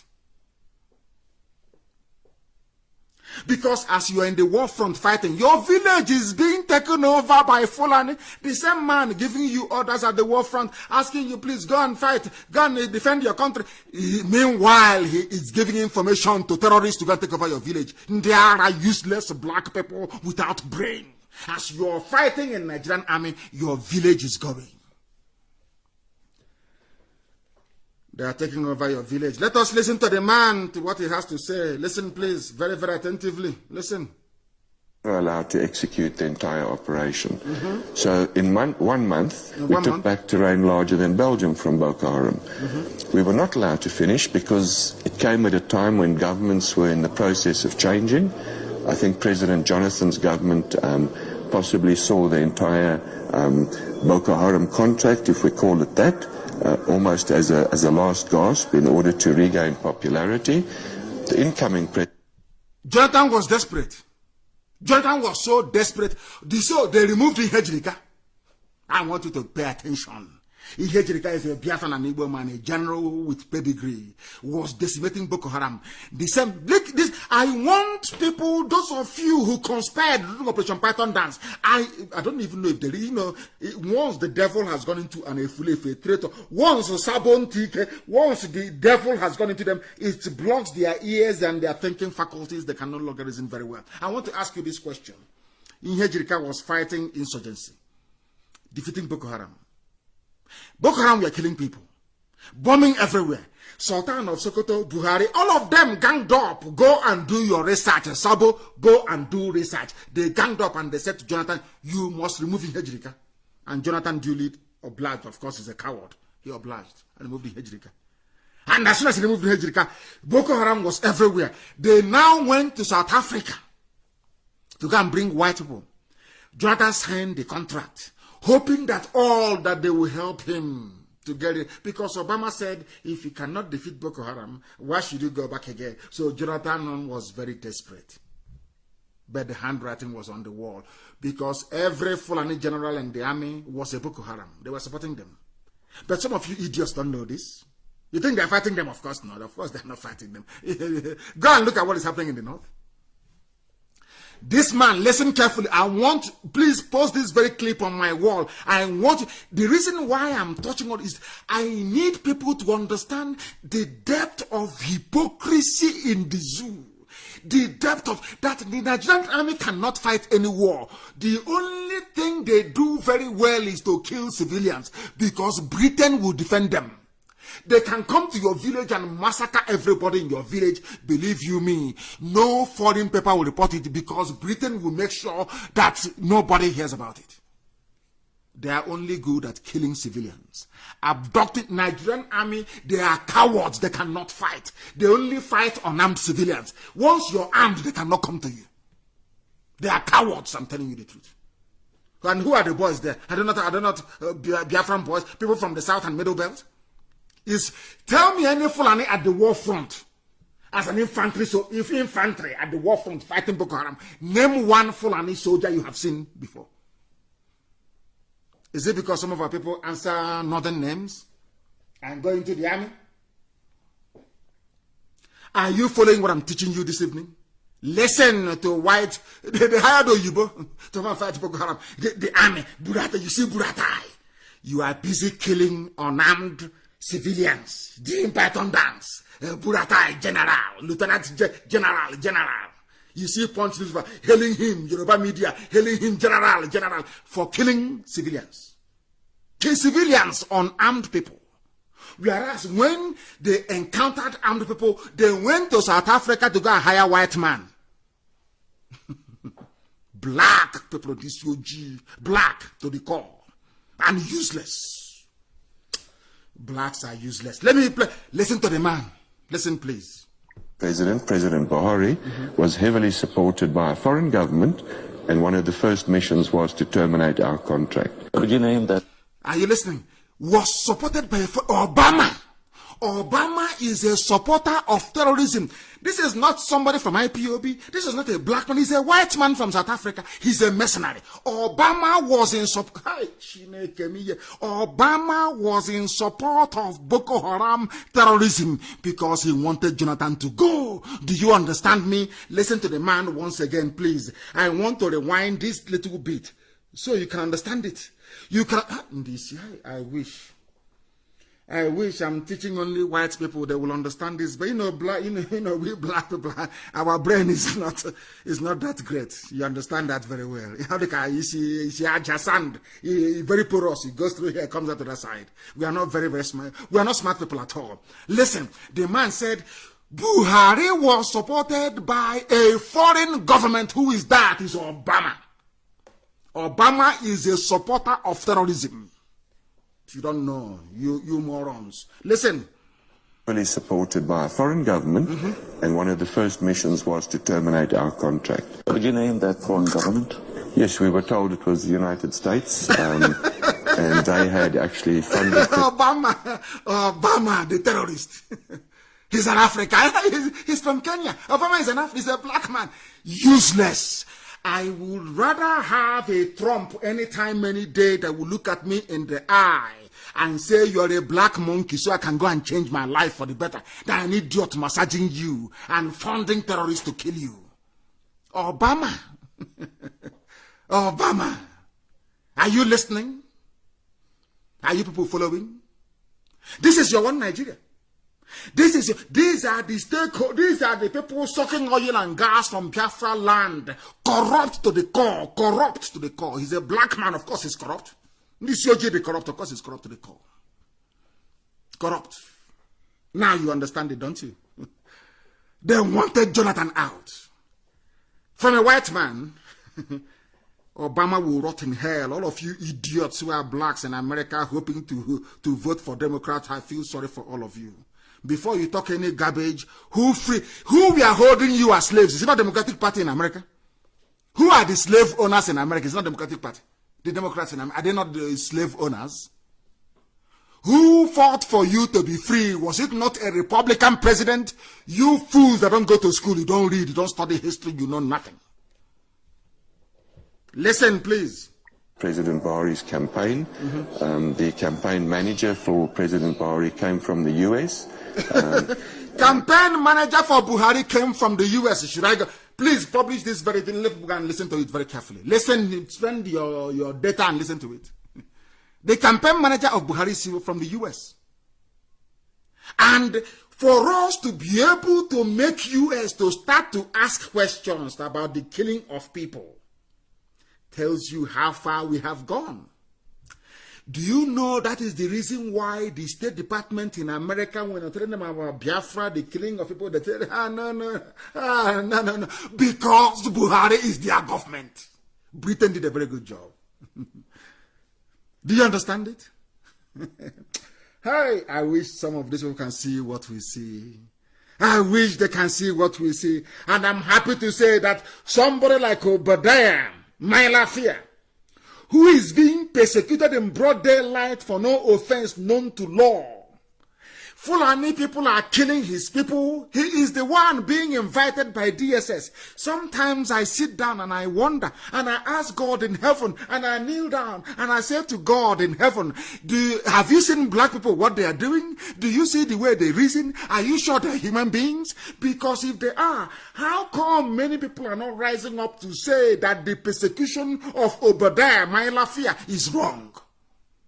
His people are being killed by Fulani headsmen. Fulani terrorists. The same Fulani terrorists who are in the army today. I don't know what planet Nigerians, Nigerians inhabit, but for goodness sake, the more I look at them, the more I see them, the more disgusted I become, the more revulsed I become. The more I hate black. The reason why I despise black people is because of Nigerians. Nigger people in the zoo created by Britain, the way they reason, I'm telling you, it gives me, it kills me.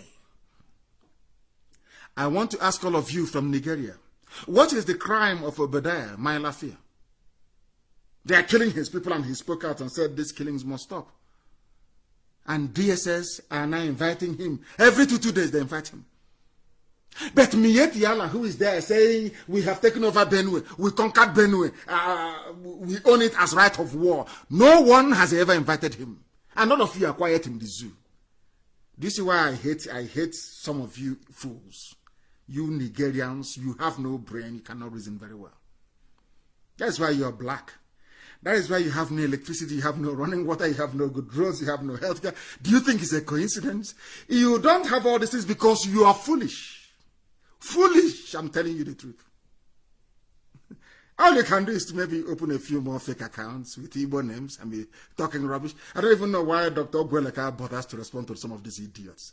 You think they're Igbo people? Of course they are not. These are fake fools, idiots, under the payroll of Loretta Nochie, the harlot in Asorok, human trafficker of Edo girls into Italy. Can you see them persecuting Dr. Mailafia? What is it? I want to ask DSS. This man you keep inviting every Monday, every Tuesday, every Monday. What is it? What did he do wrong? They cannot answer it. And the idiot inviting him is probably from Middle Belt or from somewhere else. They are using the idiot. He wants to answer director of DSS. Director of DSS in Jos. Dr. Malafia, we are inviting you. Come and clarify what you said. Have you ever invited Miet Yala killing people and naming an emirate in Jos? All of you idiotic Nigerians, I'm asking you this question. Has your useless DSS ever invited Miet Yala for killing people? Oh dear, whichever devil went into Lugard and Flora Shaw to create you people, I'm telling you, that devil is very strong. I said it last week and I'll say it again. If you give me Satan and you give me black people, I'll choose Satan. At least you understand where Satan is coming from. But black people, they come as human beings, but inside their brain is just completely empty. Talking rubbish every day. I want to ask you Nigerians again, you zoo animals. What is the crime of Obadiah Mailafia? Why DSS keeps inviting him every 2 days? Did he kill anyone? No. Then why are you inviting him then? Oh, maybe it's Britain that is telling them to invite him. He wrote a very moving piece which was circulated. Beloved brethren, I have once again for the third time been ordered to appear before the DSS at their justice quarters on Monday, 14 September. He is going there tomorrow. This is in addition to our battle in court. He's in court, oh. Why don't that evidence you claim you have against, he said, hi, Chineke me black people, black, I want to ask, you claim you have new evidence against him. Maybe that's why you're inviting him. It's common sense. Because if you don't have any new evidence, you won't invite him. Why don't you go to court of law and tender that evidence as part of the case, ongoing case against him? Why must you invite him? When there is a court, hey, black, this UG. You know, that is where some of them go mad, because tomorrow in the offices, their white friends will be saying to them, did you listen to nnamdi Kanu yesterday, what he was saying about black people? They'll just get upset and start writing rubbish on social media.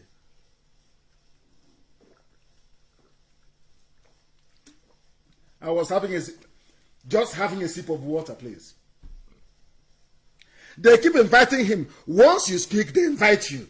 But ask, but that's crime is that they're killing his people and he spoke.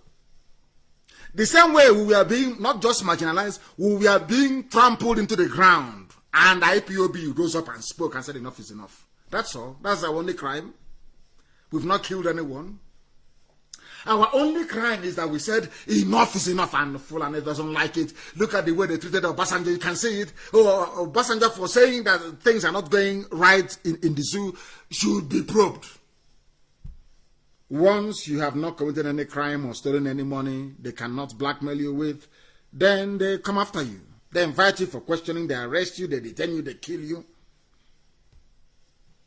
But who are the bandits? Fulani. Who are Boko Haram commanders on the ground? Fulani. Who gave information to Boko Haram that this is what America is planning to do to rescue Chibok girls? Fulani commanders in the army. Who are Mieti Yala people? Fulani now, of course, is Fulani. Zoo. And idiots are saying one Nigeria. People are running around claiming they are for one Nigeria.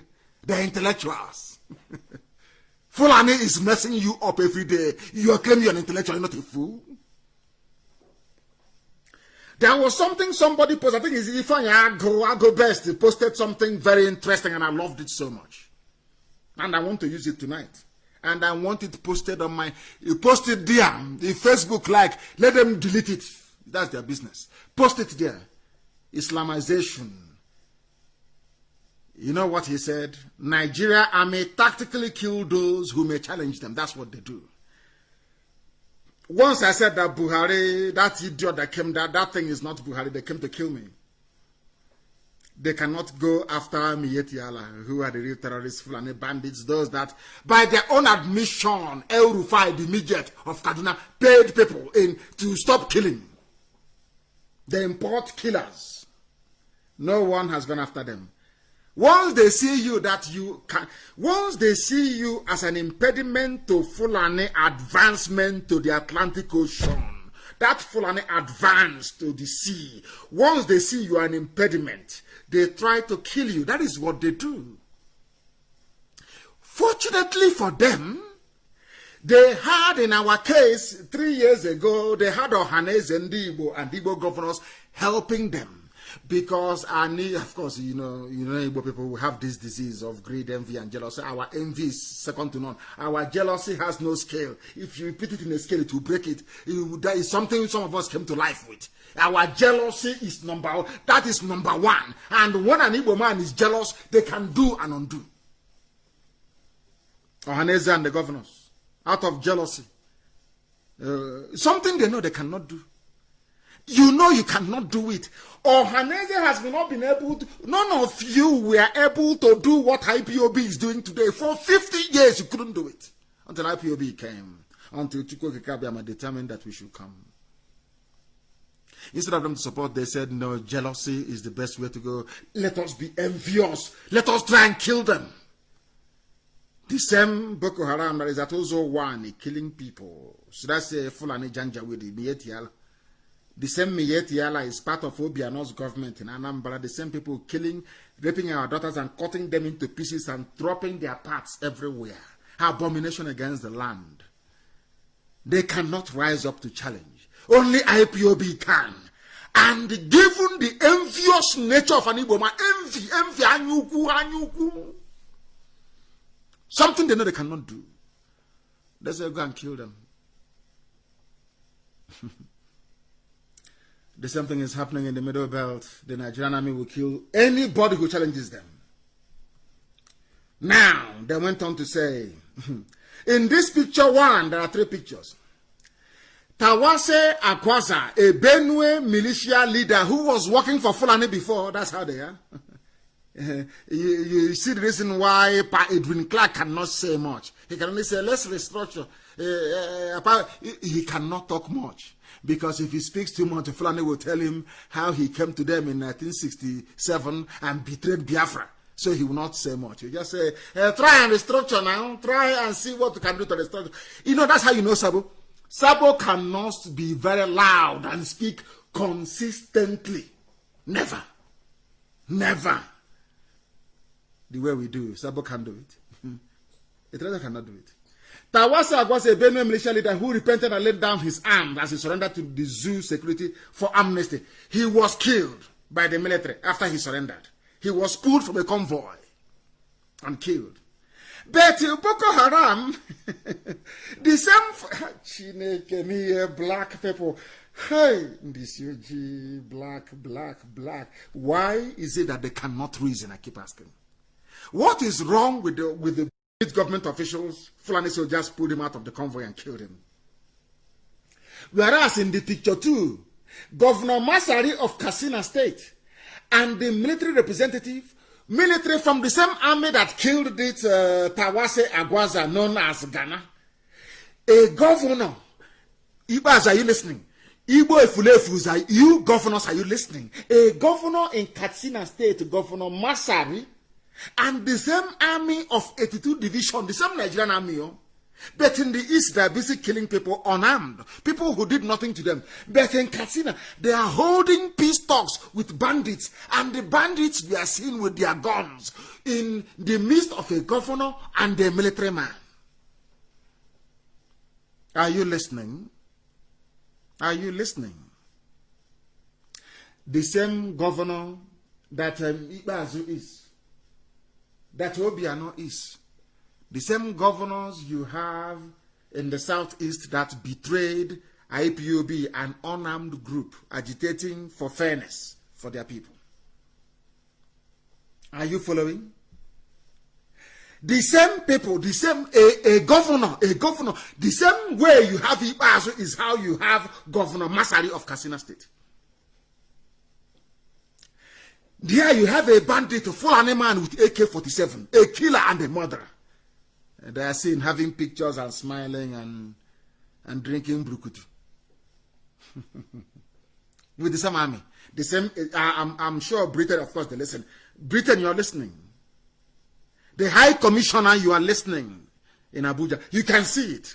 You can see army. You can see governor. You can see them having a tete, TT with a biafran and a bandit. No Operation Python Dance. No Operation Ugoro. No Operation Fradununu. None, nothing. They are saying talking peace, army officer, army, with the governor of Katsina. But in the east, their governors are busy betraying those who are not armed. Then tell me why we shouldn't be angry with them. Just somebody please explain it to me. And in the third picture, these are repentant Boko Haram members in new uniforms provided by the federal government of the zoo, in spite of the fact that they have killed uncountable soldiers and cost the zoo, Nigeria, so much money. They are still pardoned, rehabilitated, and integrated into the security agencies. Killers in broad daylight, people that claim they're intellectuals. Tinubus, everybody, everywhere. We are the elite. You are there in Korokoro in broad daylight. They are bringing killers into the army, giving them army uniform. Nobody is killing Fulani people who are killers. But this man, having surrendered, was killed. Tell me why Middle Belt should be a part of Nigeria.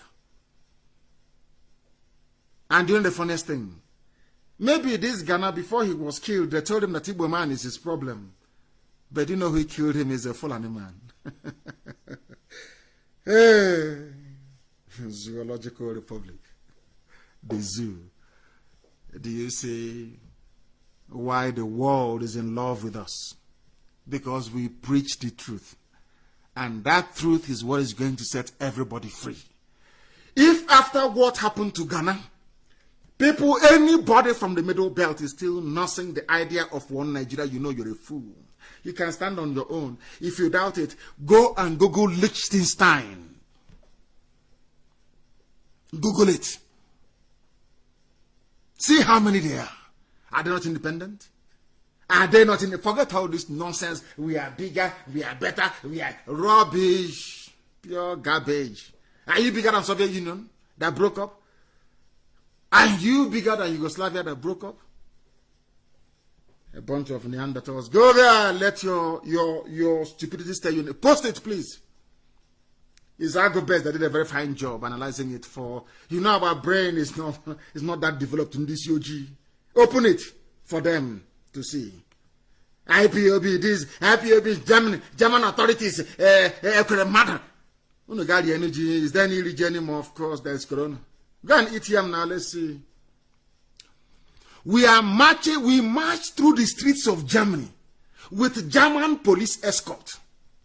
Have you seen the pictures? It was published by Scan News. Have you seen it? We march through the streets of Germany. A so-called terrorist group. Do you know? You know that, every time I come on air, I keep saying this all the time, that black people are evil. Both they are journalists, they are doctors, they are lawyers, they are evil. Of course, apart from Ejiofor and a lawyer, Ejimako. This is the same IPOB that proscribed, the proscribed IPOB, the outlawed group, especially from Yoruba journalists, the outlawed group. But the same thing this outlawed group is doing is the same thing your brothers are doing in London today, asking for Duduwa Republic. Are you going to write the outlawed Duduwa Republic, the proscribed? But when they write about Miyeti Yala, they don't put proscribed or outlawed.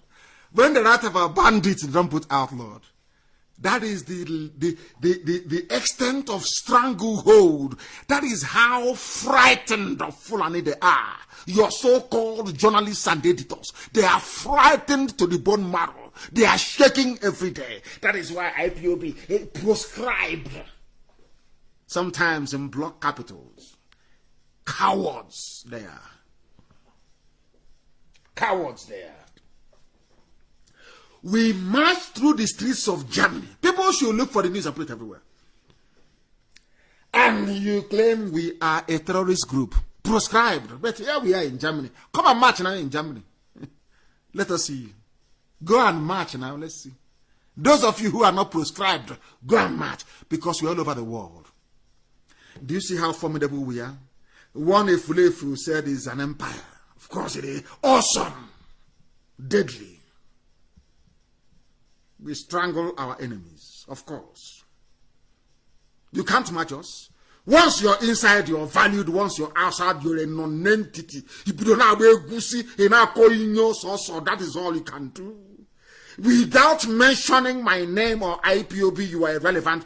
That is the extent of the hold we have over your life. That you are relevant is because you mention IPOB nnamdi Kanu. If you don't mention nnamdi Kanu, nobody knows you. That is how formidable we are. That's how popular we are. You see, that Fulefuism doesn't pay. It doesn't. Once you're inside, you feel yourself, you have arrived.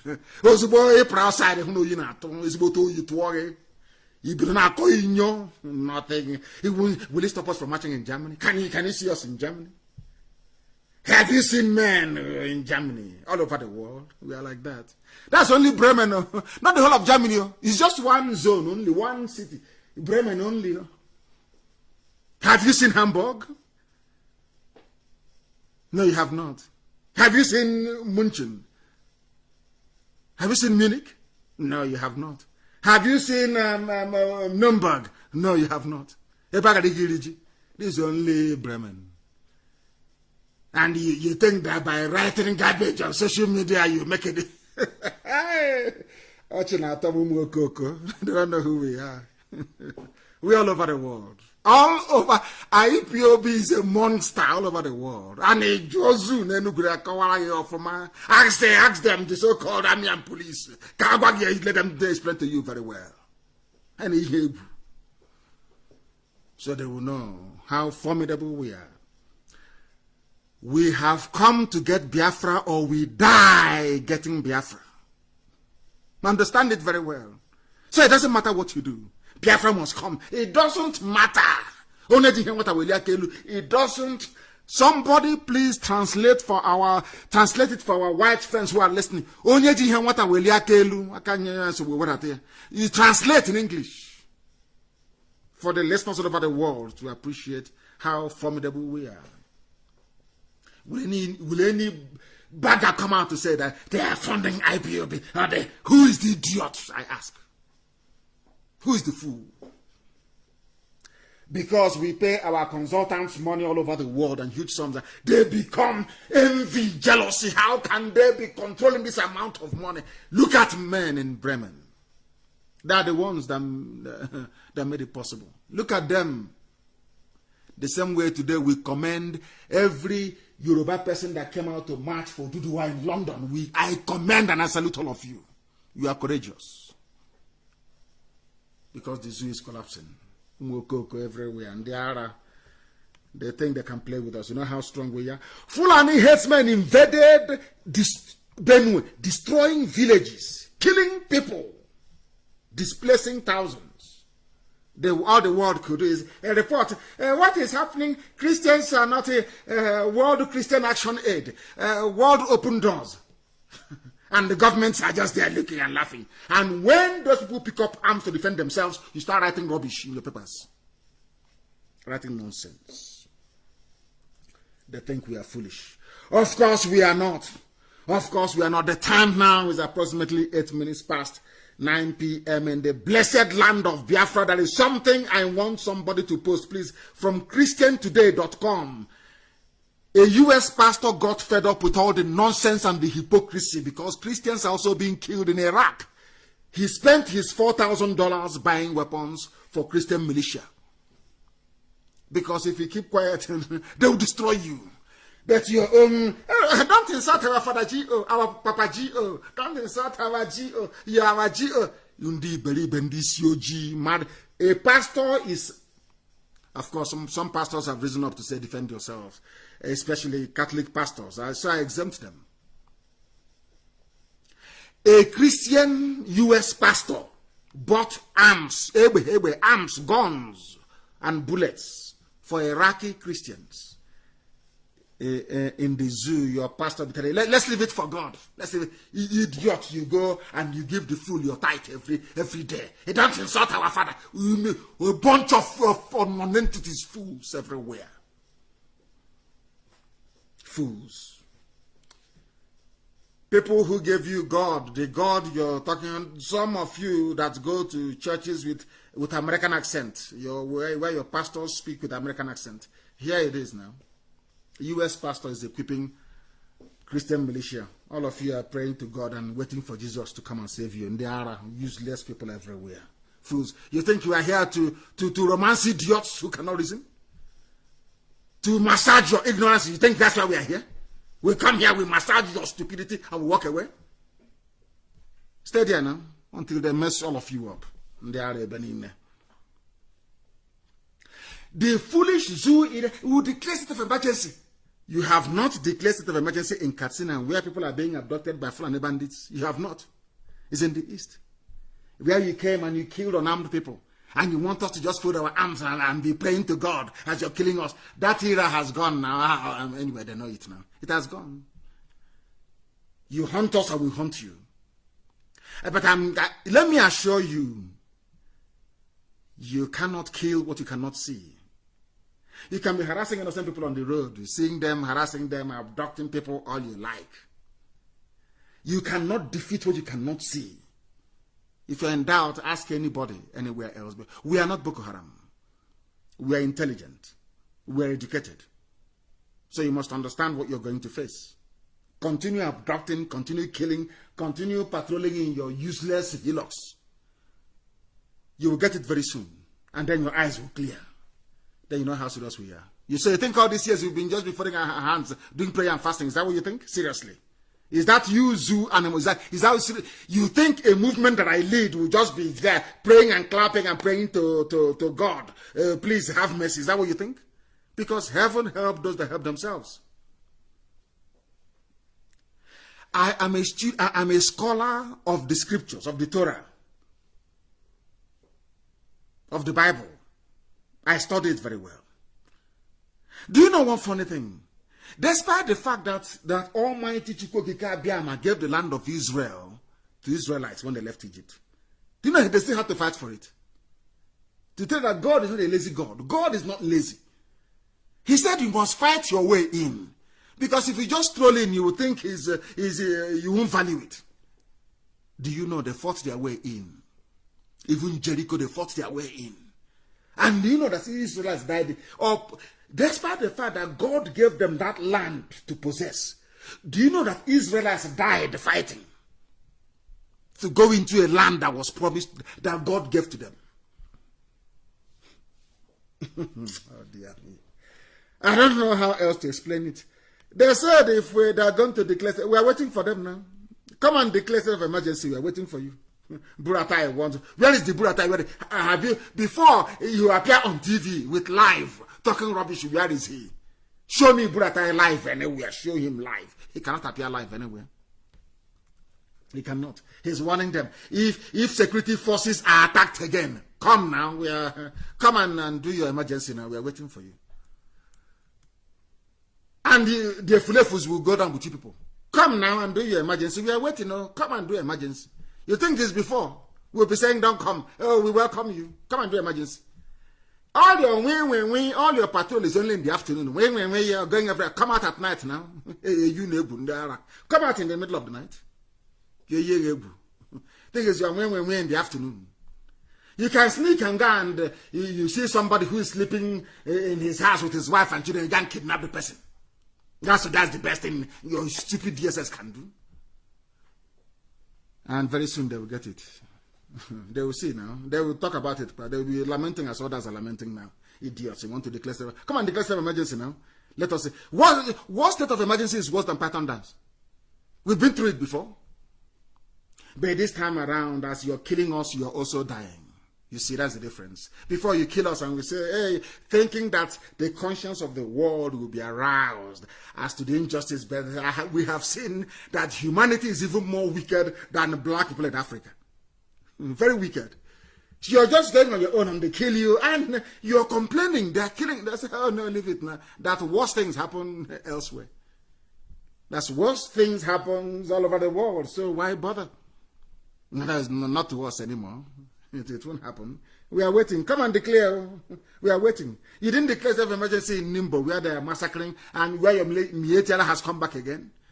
No, not in Katsina. Not where you're making deals. Your own army, where they're making deals with bandits. Is in Biafran land. Come and declare now. Are we stopping you from there? You can declare anything you like. Come and declare. You come now. Bring all those weapons that Czech Republic gave you. We know they gave you some weapons. Bring them down. We are waiting. Ndara, come now, bring your army. We are waiting for you. Don't worry. Bring it. Bring. Come and do your emergency rule. We are waiting for you. Whereas in global, I said it many years ago that Somalia will be better than the zoo. Today, the zoo is number 3 on the most terrorized countries in the world. And you're an army officer doing general, Fulani general. Your country is the 3rd most terrorized in the whole world. The problem is this, the question I keep asking foolish Nigerians, who are the people doing the terrorism, Fulani? Who are the people you have allocated to fight the terrorism, Fulani in the army? Who are the people that informed or that gave Boko Haram advance information that this is what U.S. Special Forces are planning to do? Fulani. Who is your president? Oh, of course, it's a Fulani presidency. And you're in one Nigeria. Stupidity. There is a let us arrest those who are planning to do fuel hike as they are reporting. Police arrest anti-fuel hike protesters in Lagos. You're arresting protesters in Lagos. But under Jonathan Oyedepo, all your so-called Pentecostal pastors, they came out to protest. Where are they today? They are scared and they are afraid. The Kama law has been passed. They can't do anything. Father G.O., Mama G.O., Sister G.O., Cousin G.O., Nephew G.O. Where are they? Hypocrites. All of them are hypocrites. And are heading straight to hell. When they were protesting under Jonathan for a very nominal fuel hike, now the Fulani demon is there, or should I say Aisha's boyfriend with the face mask. All of you can see very clearly. As I said before, I posted something about his hand. And that is why Facebook doesn't like me very much. They keep suppressing my post. I posted something about his hand. The next minute, they took a picture and they cut off his hands. It's there on my page. And the idiots will still ask, what have they achieved? The zoo is afraid of us. They are afraid. If not afraid, show me the hand of Buhari. Take a picture with Buhari's hand on it, if you're not afraid of IPOB and Radio Biafra. Take his picture, show us his hand. They cannot do it. Can they? I love what Aloy Jimako wrote. I'll read it for you. Those are talking about proscribed IPOB. If you're not proscribed, you cannot get your freedom. Anybody who lives, as Mandela said, once you are at peace with your traitor, doing a bit of Facebook, and now a microphone and camera on your mobile phone, you are living with your enemy, living it large, driving around, eating shawarma, with your enemy. Your so-called enemy you're fighting is on the same queue, shawarma queue with you. After you buy your own, maybe chicken shawarma, he will buy beef shawarma. All of you will greet, hey, Ogaha market, you get where you're a freedom fighter. Hey, oh dear me. Freedom fighting indeed. Aloy Jimako said, Nigeria's nationalists were once proscribed. nnamdi Azikiwe was proscribed and imprisoned. Are you aware of that? It didn't work. ANC was proscribed. Margaret Thatcher called ANC a terrorist movement. Do you know that the United States listed ANC as a terrorist organization? A whole US, a whole UK. Did it stop ANC? No, because of the will of the people. That is why IPOB is unstoppable. The will of the people. Zionism was proscribed, but it persisted till the state of Israel was born. The lesson from this, if at all our people can reason very well, is that proscription never subdues an independence movement. You cannot subdue IPOB. It doesn't matter what you do. It doesn't matter how many arrests, how many killings. Do we look as if we are going to be frightened? What have you not done to us? Mpo massacre, Aba National High School, Mbema River massacre, also in Akwa Ibom. Everywhere there is massacre. Has it stopped us? Can't you reason? And I want you to give me an example in history where an independence movement, freedom fighting movement has been subdued because you're killing the members. Where has it ever worked before? Instead, we get more people recruited into our cause for information. You have never described Fulani group as proscribed, only us.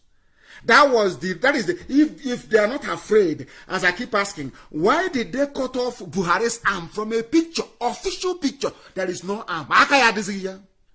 Because I told the world that look at the hand of a 40-year-old boy and the face of somebody they claim is 80 years old. Are they the same? No, they are not. And they are afraid. If you're not afraid of what we say, who are you going to be afraid of? That's why they took picture the next day with no arm. They said before nnamdi Kanu will come and start analyzing his arm. They cut off his arms. Go and look at the pictures there. It's there. If the pictures are there. Open your eyes. Zoo animal. The pictures are there. Look at it. A president without any arms. Because of IPOB. See how potent we are. Everywhere. Today they are begging. Tinubu is saying that Nigeria's unity is his man. This was a man speaking from both sides of the mouth because he wants to be president. For your information, this is the man that Ojus Okalo is rooting for. For your information, this is the man that Ojus Okalo wants to be deputy. For your information, Tinubu. Unity is my concern. How is it your concern? He has urged Nigerians to be more united and abandon discrimination in all their dealings. Look at this fool that said he doesn't believe in Nigeria before. Go and look at Tinubu's history. He never believed in Abdul Salami's 1999 constitution. Tinubu was a believer in sovereign national conference, which he abandoned. Being a typical black man, that is what they do. One thing in the morning, different thing in the afternoon, different thing in the evening. That is why they're afraid of IPOB, because they know we are as consistent as a northern star. We do not change. We don't change. We're not interested in your restructuring, in your loving one another. We want Biafra to be free, and for every other person to be free. If we then find the need to come together to be one country, then so be it. It will be by majority vote. People have to decide. But for now, people must be free, and that's what we're agitating for. Because we have exposed him that he once said he doesn't believe in one Nigeria. Now he wants unity of Nigeria. You see the way they roll? You see the way they roll. As I told you earlier, revisit 2014 Confab report. Pandef tells Buhari, and I keep wondering, why is Edwin Clark saying this thing now? Why don't you boycott elections? You want them to do something. You need to force their hand. Writing rubbish on news article release president is not going to solve anything. Fulani will not listen to you. The only language Fulani understands is force. Reason and common sense eludes Fulani. They are cattle headers. These are Normans. They are not polished. They are not civilized. They are not educated. You must understand that. And that is why everything about them is in a mess, including the Zoological Republic. We are live, and of course we've gone with nearly 30 minutes past. our normal time, but we must proceed. Somebody wrote, "I want freedom not to go presidency," which is a very brilliant article. I suggest that people do go and read it. And I also commend the people of Okun, the Okun people. I think it's in Kogi State. They want to be part of Southwest. They are Yoruba. They assume they want to go back to where they belong. I commend them for that. Very, very courageous. We have our people in Benue. Some people are there. I can't understand. Igbo people are in Benue, 3 local government areas. Nobody's fighting for them. Omahi wants to be president. He doesn't care. Mietela can take over Ebonyi State for all he cares. Ohaneze is there. What they're doing, I have no idea. They can learn from the Yoruba people, the Okun people of Kogi State, saying we want to go back to, we want to answer Yoruba, we want to be part of the Western region. I don't know why Ohaneze cannot do all of these things and unite the Igbo family together. You have Igbo people in Delta, you have Igbo people in Rivers, you have Igbo people in Akwa Ibom, Igbo people are in Cross River, Igbo people are in Benue. What is wrong with this? What is your job? Let me ask Ohaneze, what is actually your job to start with? Yorubas are going back to where they come, and I commend them for that. And well done to them. You can now see that the North, the Zoological Republic, the northern part of it, they have now decided to divide themselves. They now have the NBA. And having a Fulani man as the Attorney General, Fulani man as the Chief Justice of the Federation, they have amended the rules to allow them in the North to have their own MBA. Can any Southerner do this? He did just be telling about one Nigeria, but look at the way they operate. That is, sometimes you have to admire Fulani, how they defend themselves, how they work closely together to achieve that Fulani domination which they are all craving for. We are coming very, very close to the end of our program this very day. Somebody wrote a very brilliant piece. I don't know. I don't have the time to read. I had wanted to please about IPOB and Ndi intellectuals. These are a bunch of fools. Which intellectual? How can you be an intellectual? You come out and say you're a Nigerian. You're a fool because it was created by the white man, not by your ancestors. Not by your ancestors. That is why we must educate and enlighten our people to make them understand that if you are in IPOB, you must always be very, very prayerful. If you are not prayerful, one of these 3 deadly sins will get into you. They are spirits and they are evil. The spirit of envy, of greed, and of jealousy. If you allow it, it will overwhelm you. And you will be shown the door as others were shown. You know, the thing about it is that once you're in IPOB and you feel that people know your name, and you feel you've arrived, and you think you can do something outside, and you're kicked out, the only potency you will have is to open as many fake Facebook accounts as possible. That is the height, the end-all and be-all of your potency. That's all. And I actually love it. As I keep saying, they make us even more popular. Absolutely popular. And I want people to, before I came on air, somebody said something to me which was very interesting. A senior member of our ruling council, which is our DOS. He said that the presence of Moses did not stop people from hearing about Joshua or Caleb or Aaron. The same way that the presence of Jesus Christ did not stop people from hearing about Peter, about Paul, even Judas Iscariot is also very popular. So Efulefu can be popular if they want to be. The coming of our eternal leader, General Chukwuemeka Odumegwu Ojukwu, did not stop the achievements of General Philip Effiong. It did not stop us from recognizing the work that Chief Frank Opigo did. It did not stop us from recognizing the work that General Alex Madiebo did. It did not stop us from celebrating Brigadier Timothy Onwatuegwu. It did not stop us from venerating Colonel Achuzie. It did not stop us from remembering the heroics of Colonel Nwafo or Colonel Wawo. It didn't stop us from doing all of that. Never. The coming of Dr. Azikiwe did not stop the impact that mAzi Mbonu Ojike made or the great stellar achievements of Sam Mbakwe. Therefore, if you have anything meaningful to contribute, the world will notice you regardless of your rank or profile. But if you think that because you're kicked out of IPOB due to your criminality and insubordination, that you will somehow find relevance you weren't able to get, or you weren't able to muster when you were in IPOB, then you're a deluded fool. You're deluding yourself. IPOB is unstoppable. If you like, ask your Zoom masters and they will tell you. With that, we have come to the end of our program this very evening, morning, afternoon, or night, depending on where you are. As always, and without hesitation or prevarication, we state unequivocally and very clearly, even to the hearing of the deaf, that to other people, Biafra may just be a nation. To others, it may just be, as they say, some sort of a metaphor. But to us, it is more than life itself. Biafra to us is a religion. And here on Radio Biafra is where we worship, because Elohim Chukwokika Biama is our God. I thank you very much for listening to us this very evening from the bottom of my heart. From me, from here, it is good evening. Of the people that they shot, they now came inside the gutter and see that I'm still alive. He began to pour me acid. He wanted to blind my eye, but I turned my face down on that gutter. Survivors say they have been tortured and denied medical treatment while detained by the military.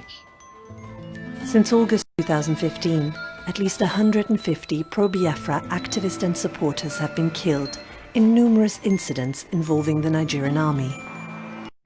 Bodies were dumped in mass graves and even burned to eliminate any evidence. We cannot rest. If you go to church, they will shoot you. They will burn the church. If you go to the market, they will come there to shoot you. You will also be in your house, they will come there to shoot you. There is no peace of mind in this country. This is not something that is new within the country. We have documented cases in other parts of the country where the same Nigerian security forces have been carrying out various forms of human rights violation. So we think that the Nigerian government has to go back and ensure that they provide the mandates. They allow the police to do their work, and the military should go back to their barracks.